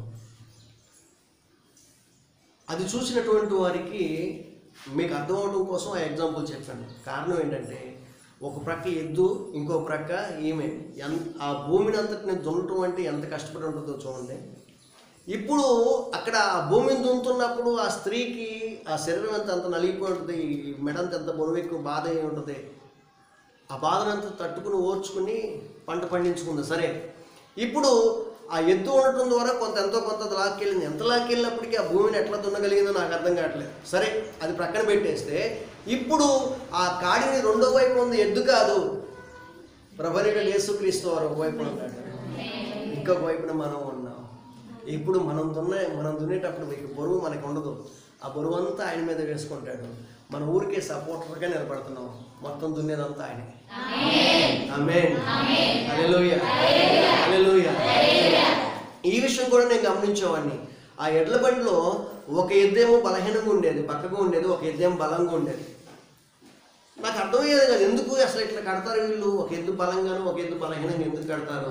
ఇక్కడ కూడా ఈ ఊరు కూడా ఎడ్ల వ్యాపారానికి ప్రసిద్ధి. ఇక్కడ మంచిగా ఉన్నటువంటి ఎడ్ల జతను కొనుక్కొచ్చుకుంటారు వాళ్ళు, వ్యాపారస్తులు మంచిగా ఉన్నటువంటి జతనే కొనుక్కొచ్చుకుంటారు. ఇక్కడికి వచ్చిన తర్వాత చాలా ఎడ్లు ఉంటాయి. ఒక్కొక్క దొడ్లో ఆ ఎడ్లు చాలా ఉన్నప్పుడు ఏం చేస్తారంటే, బలహీనంగా ఉన్నటువంటి ఎద్దు ఒకదాన్ని, బలంగా ఉన్నటువంటి ఎద్దు ఒకదాన్ని, రెండింటిని జత కలిపి అమ్మేస్తారు రైతుకి. కొనుక్కునే వాళ్ళు కూడా అట్లా కొనుక్కుంటారు. మా నాన్న కూడా అట్లా కొనుక్కొచ్చేవాడు. బలహీనమైన ఎద్దు ఒకటి, బలమైన ఎద్దు ఒకటి.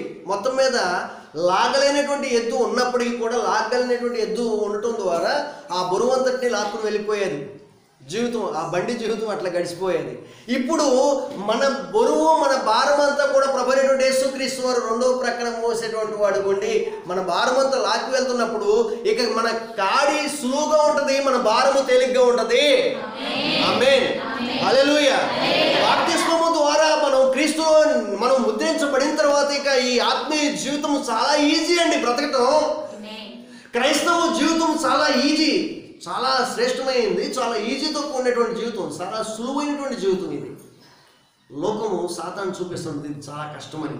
ఎందుకంటే వాడి బంధకాల్లో ఉన్నాక, వాడి బంధకాల్లో ఉండి కష్టాన్ని అనుభవిస్తున్నామని సంగతి గుర్తించకుండా ఉండటం కొరకు వాడు మన మీద మన దృష్టిని అట్లా మరులుస్తాడు. కానీ ఆ బంధకాలను విడిచిపెట్టేసి క్రీస్తులోకి వచ్చి ఈ జీవితాన్ని కొనసాగిస్తుంటే అర్థమవుతుంది ఇది ఎంత ఈజీగా ఉంటుందో. ఆమేన్. కష్టాల్లో, వేదనలో, బాధల్లో కూడా సంతోషం అనుభవించడం ఉంటుంది చూసారా, అది మధురంగా ఉంటుందండి. ఆమేన్. సమస్యల్లో సంతోషాన్ని అనుభవించడం ఎంత మధురంగా ఉంటుందో. బాధ వచ్చినప్పుడు, కన్నీళ్ళు వచ్చినప్పుడు, వేదనతో కృంగిపోతున్నప్పుడు నా దేవుడు నాతో ఉన్నాడు, నా దేవుడు నన్ను విడిపిస్తాడు, నా దేవుడు నన్ను నడిపిస్తాడని నిరీక్షణతో, విశ్వాసంతో ఎదురు చూస్తున్నప్పుడు ఆ ఎదురు చూపులో ఉన్నటువంటి ఆనందం వేరుకుంటుందండి. ఆమేన్. హల్లెలూయా, హల్లెలూయా. ప్రభు ఇచ్చేది, ప్రభు ద్వారా మనం పొందుకునేది. ఆమేన్, హల్లెలూయా. టైం అయిపోయిందనా? పడుతున్నాము. రైట్. ఎన్ని పాయింట్లు చెప్పుకున్నాం? 5 పాయింట్లు. 6వ పాయింట్, 5వ పాయింట్లోనే ఇంకొక రెఫరెన్స్. గలతీ పత్రిక 5వ అధ్యాయం 1వ వచనం. గలతీ పత్రిక 5వ అధ్యాయం 1వ వచనం. ఈ స్వాతంత్ర్యం అనుగ్రహించి క్రీస్తు మనలను స్వతంత్రులుగా చేసి ఉన్నాడు. కాబట్టి మీరు స్థిరముగా నిలిచి మరలా దాస్యమను కాడి క్రింద చిక్కుకొనకుడి. ఆమేన్. మనకి ఈ స్వాతంత్ర్యము అనుగ్రహించారు యేసుక్రీస్తు వారు. ఆమేన్, హల్లెలూయా. స్వాతంత్రం అనుగ్రహించి దేవుడు ఏం చేశాడు? మనకి స్థిరపరిచాడు. ఇక స్వతంత్రంలో స్థిరపరిచి ఉంచాడు మనని. కనుక మరలా దాస్యము అనేటువంటి కాడి కిందకి మరలా వెళ్ళొద్దు అంటున్నాడు. పాపపు జీవితాన్ని నుంచి విడుదల పొందుకుని మారు మనసు పాపక్షమాపణ నిమిత్తం బాప్తిసం తీసుకుని దేవుని బిడ్డలుగా ముద్రించబడిన తర్వాత మరలా పాపం చేసేటువంటి వ్యక్తి ఎట్లా మారుతున్నాడంటే మరలా పాప బంధకాల్లోకి, దాస్యం అనే కాడి కిందకి వెళ్ళిపోతున్నాడు.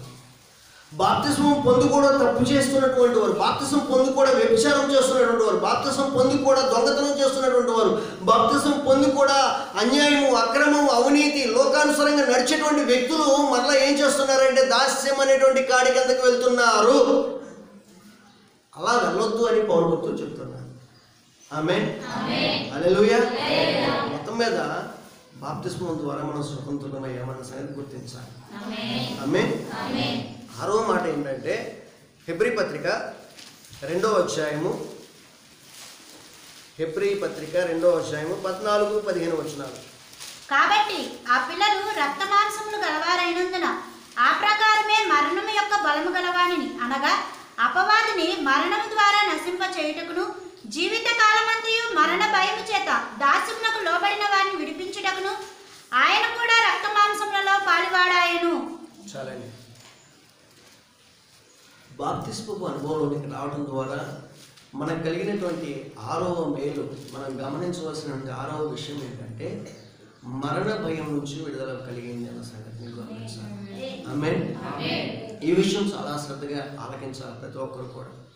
ఈ రోజున కరోనా విస్తరిస్తున్నటువంటి వేళ, కరోనా సెకండ్ వేవ్లోకి ప్రవేశించినటువంటి సందర్భంగా ఏం పాస్టర్ గారు మొన్న కూడా అంటున్నారు కదా, చిరంజీవి గారు ఏమని, పాస్టర్ గారు మొన్నటి వరకు ఫస్ట్ వేవ్ అంటే ఇప్పుడు సెకండ్ వేవ్లోకి వస్తుందంట, అంత క్రితం 14 రోజులు 21 రోజులు ఉండేవాళ్ళు అంటే ఇప్పుడు 3 రోజులు చచ్చిపోతున్నారంట అని చెప్పేసి మరణ భయము ప్రజలను వెంటాడుతూ ఉంది.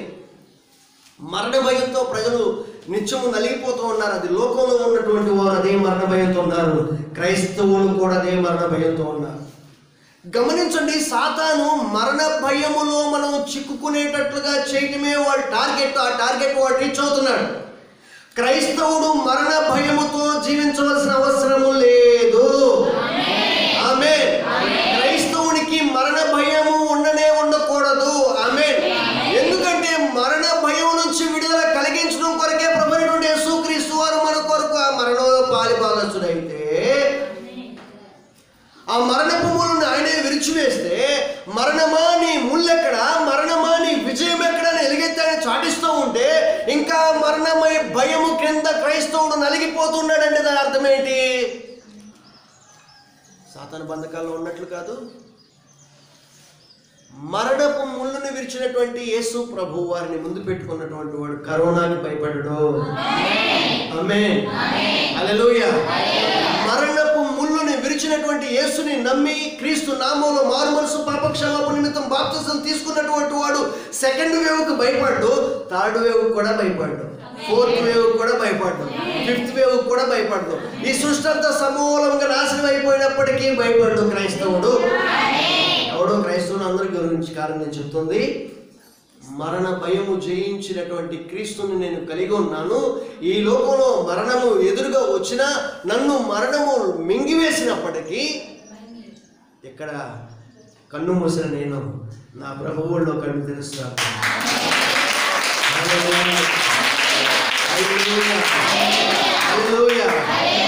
ఇక్కడ కన్ను మూస్తే నా ప్రభు రాజ్యంలో కన్ను తెరుస్తాను. ఆమేన్. ఆ నిశ్చయత కలిగి ఉండాలి క్రైస్తవుడు, ఆ నిశ్చయత కలిగి ఉండాలి సేవకుడు, ఆ నిశ్చయత కలిగి ఉండాలి క్రీస్తుని నమ్మి క్రీస్తుతో జీవితాన్ని కొనసాగిస్తున్నటువంటి వాడు. ఇంకా పాస్టర్ గారు కరోనా అంటితే ఎట్లాగండి, మొన్న ఒక చోటకి వెళ్ళాను, పేరు చెప్పాలండి, ఆ విషయం కొంచెం మార్చి చెప్తే బాగుంటుందేమో, ఎందుకంటే ఆ వ్యక్తి ఈ ప్రోగ్రామ్ చూస్తే ఎంప్లాయ్ అవుతుందేమో. సరే, ఉన్నట్లే చెప్తాను. చెప్పే మాట ధైర్యంగా చెప్పాలి, యథార్థంగా చెప్పాలి. చూస్తే నాకే చెప్పేస్తా. ఓ ప్రదేశానికి వెళ్ళా, ఆ ప్రదేశం చెప్పలే, ఓ ప్రదేశానికి వెళ్ళా.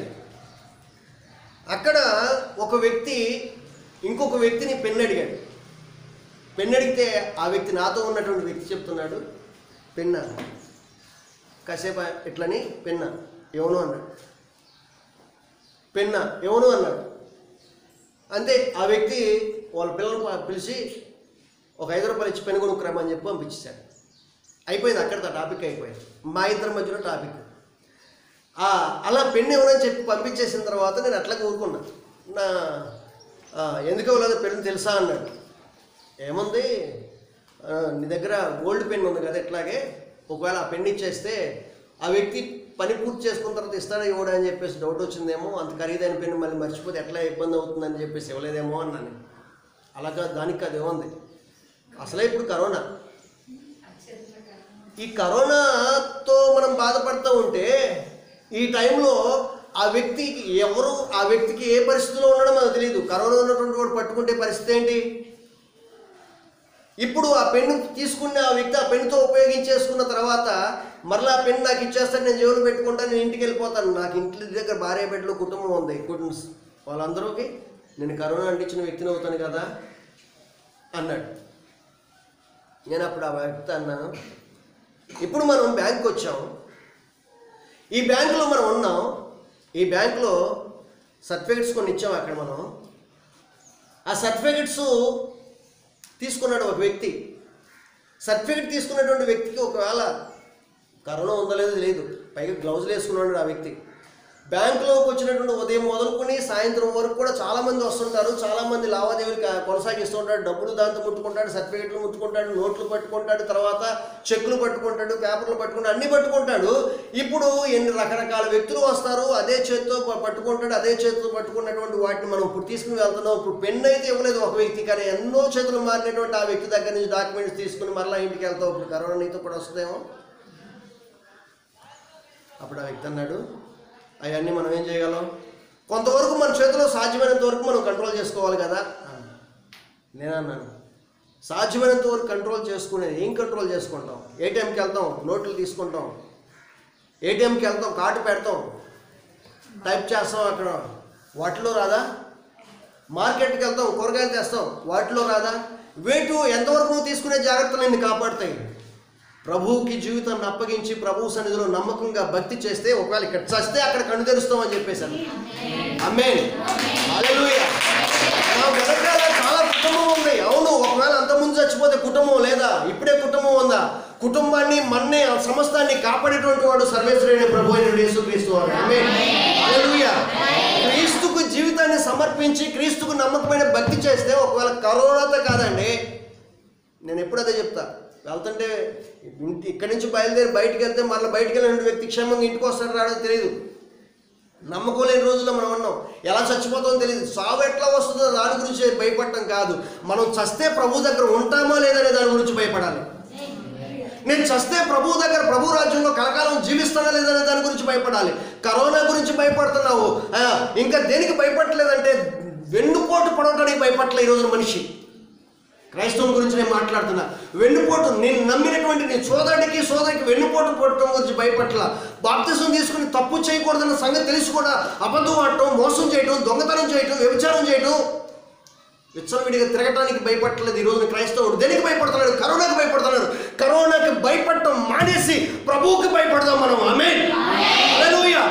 మరణపు ముళ్ళని విరిచినటువంటి వాడు మన ప్రభువైన యేసుక్రీస్తు వారు. ఆమేన్, హల్లెలూయా. ఏ మరణం? నిత్య మరణం నుంచి మనం విడుదల కలిగి కొట్టుకోండి.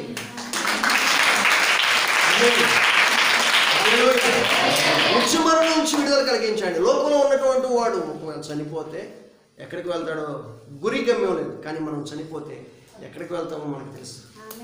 ఆమేన్. క్రీస్తు కొరకు జీవించినటువంటి వాడు తప్పనిసరిగా పరలోకంలో ప్రభుత్వం ఉంటాడు. ఆమేన్. హల్లెలూయా. అందుకొరకు మనం భక్తి చేయాలి. దేని కొరకు? క్రీస్తు రాజ్యంలో ప్రవేశించడం కొరకు.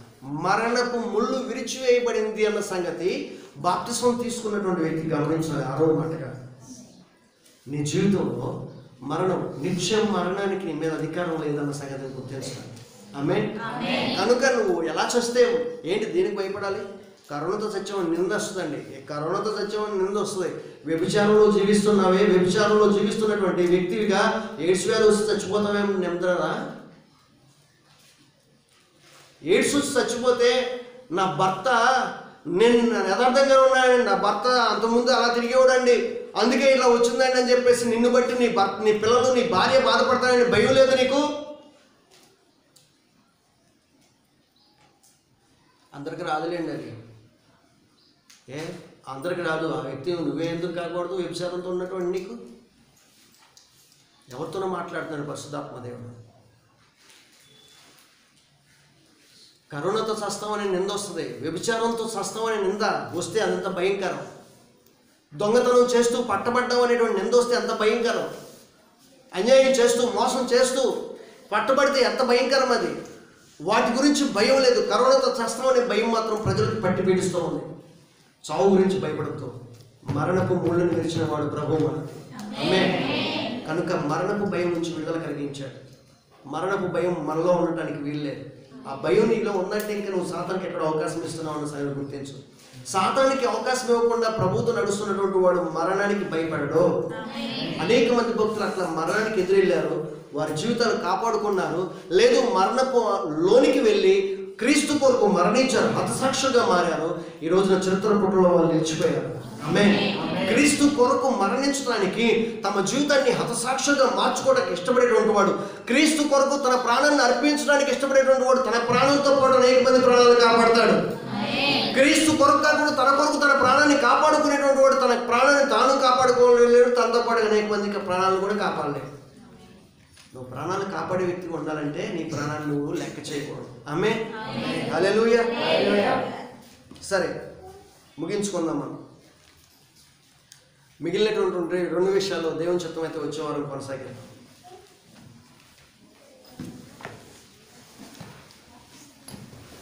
ఈ రోజున నీ జీవితం ఎట్లా ఉంది? ప్రార్థనలోనికి వెళ్దాం. ప్రార్థనలోనికి వెళ్దాం. క్రీస్తు కొరకు నీ జీవితాన్ని జీవించడం కొరకు సమర్పించుకుంటావా?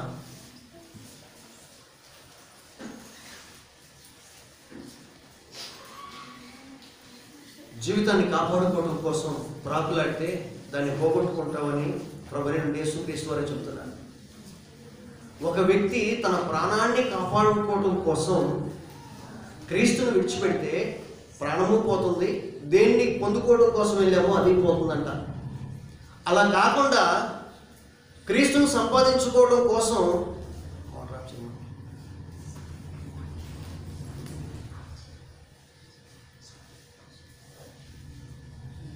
క్రీస్తును సంపాదించుకోవడం కోసం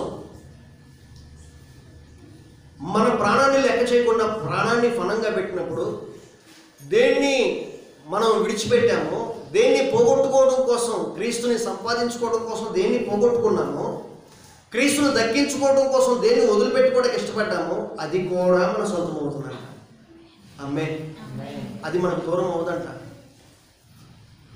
నా పిల్లలు నన్ను ఒప్పుకోవట్లేదండి ప్రార్థనకు రావడానికి, నా పిల్లలు ఒప్పుకోవట్లేదండి బాప్తిసం తీసుకోవడానికి, మా భర్త ఒప్పుకోవట్లేదండి, నా భార్య ఒప్పుకోవట్లేదండి, నా తల్లిదండ్రులు ఒప్పుకోవట్లేదండి, అన్నదమ్ములు ఒప్పుకోవట్లేదండి, నా బంధువులు ఒప్పుకోవట్లేదండి, అందుకే వారి నిమిత్తం నేను తీసుకోవట్లేదని చెప్పేసి నువ్వు అంటున్నావేమో. వారి కోసం నువ్వు బాప్తిస్మాన్ని రాజీ పడి పోస్ట్పోన్ చేస్తే నిన్ను ఎవరు ఒప్పుకోవట్లేదు, నువ్వు ఎవరిని సంపాదించుకోవడం కోసం క్రీస్తుని పక్కన పెట్టి బాప్తిస్మాన్ని పక్కన పెట్టావో, రేపటి రోజున వాళ్ళే నీకు శత్రువులుగా మారుతారు.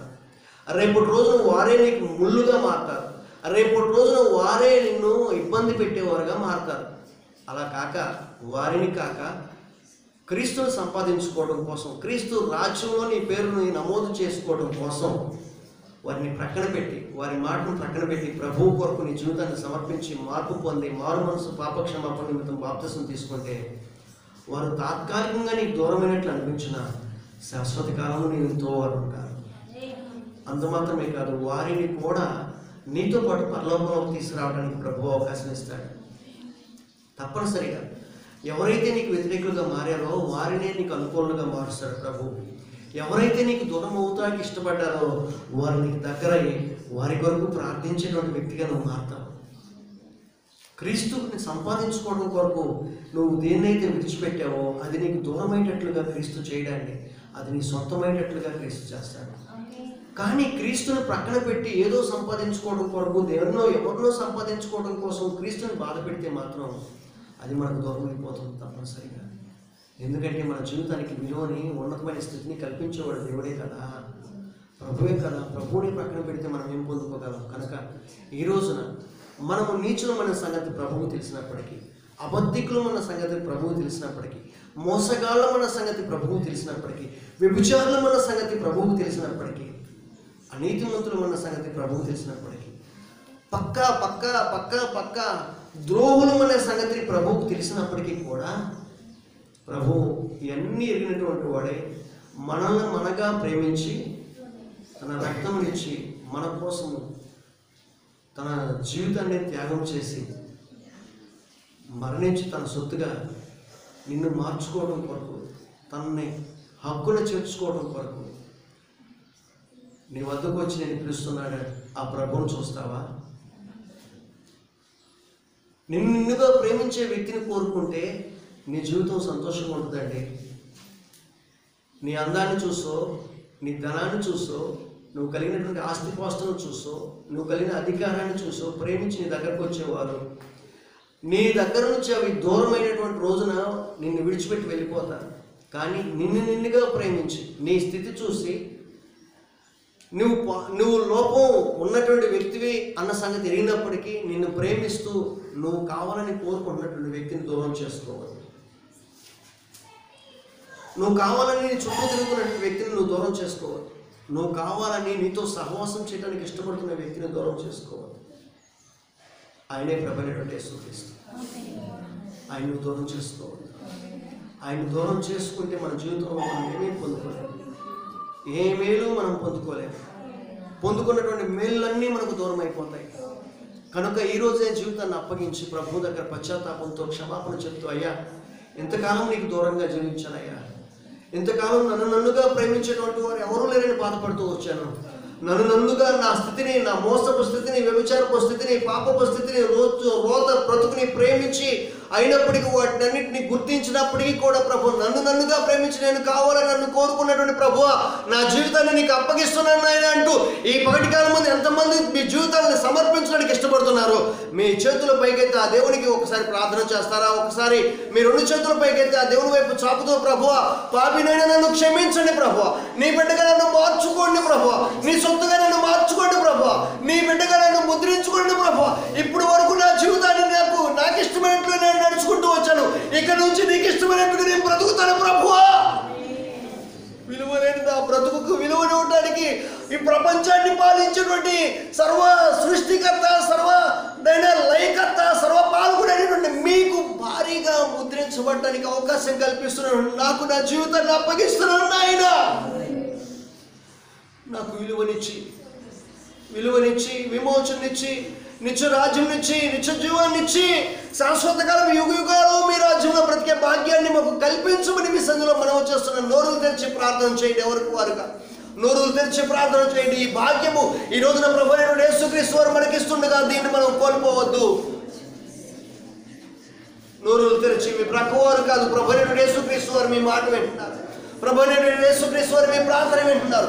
ప్రభువైన యేసుక్రీస్తు వారు తన దూత గణముల మధ్యతో దూత గణములతో పాటు వచ్చి ఈ మందిరంలోకి విచ్చేసి ఈ రోజున ఇదిగో ఈ యూట్యూబ్, ఈ ఫేస్బుక్ ద్వారా చూస్తున్నటువంటి మీతో కూడా దేవుడు, మీతో ప్రభువు ఉండి మీ ప్రార్థన వింటూ మీ సమర్పణ చూస్తూ మిమ్మల్ని ఆలింగనం చేసుకోవడానికి, మిమ్మల్ని విమోచించడానికి ప్రభువు వారు వస్తూ ఉండగా ఆయనకి మీ జీవితాన్ని సమర్పిస్తూ ఆయనకి అప్పగించుకుంటూ ప్రార్థన చేస్తావా? నీ జీవితాన్ని ఆయన చేతిలో పెడితే నీకు విడుదల, నీకు విమోచన, నిత్య జీవము, నిత్య విశ్రాంతి, నిజమైన విశ్రాంతిని ప్రభు నీకు ఇస్తాడు. ఈ మైక్ ద్వారా వింటున్నటువంటి మీరు కూడా మీ జీవితాలను ప్రభువుకు సమర్పించండి.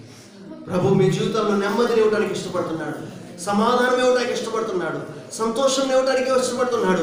ఇప్పుడు వరకు ఆవేదనతో కూడినటువంటి బ్రతుకుల నుంచి విమోచన ఇవ్వడానికి ఇష్టపడుతున్నాడు, కరోనా నుంచి విడిపించడానికి ఇష్టపడుతున్నాడు.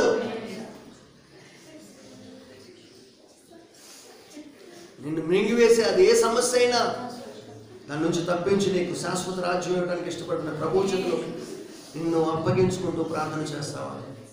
ఎవరైనా ఒకరు మీ జీవితాన్ని అప్పగించుకుంటూ ప్రభు సన్నిధిలో ప్రార్థన చేస్తారా?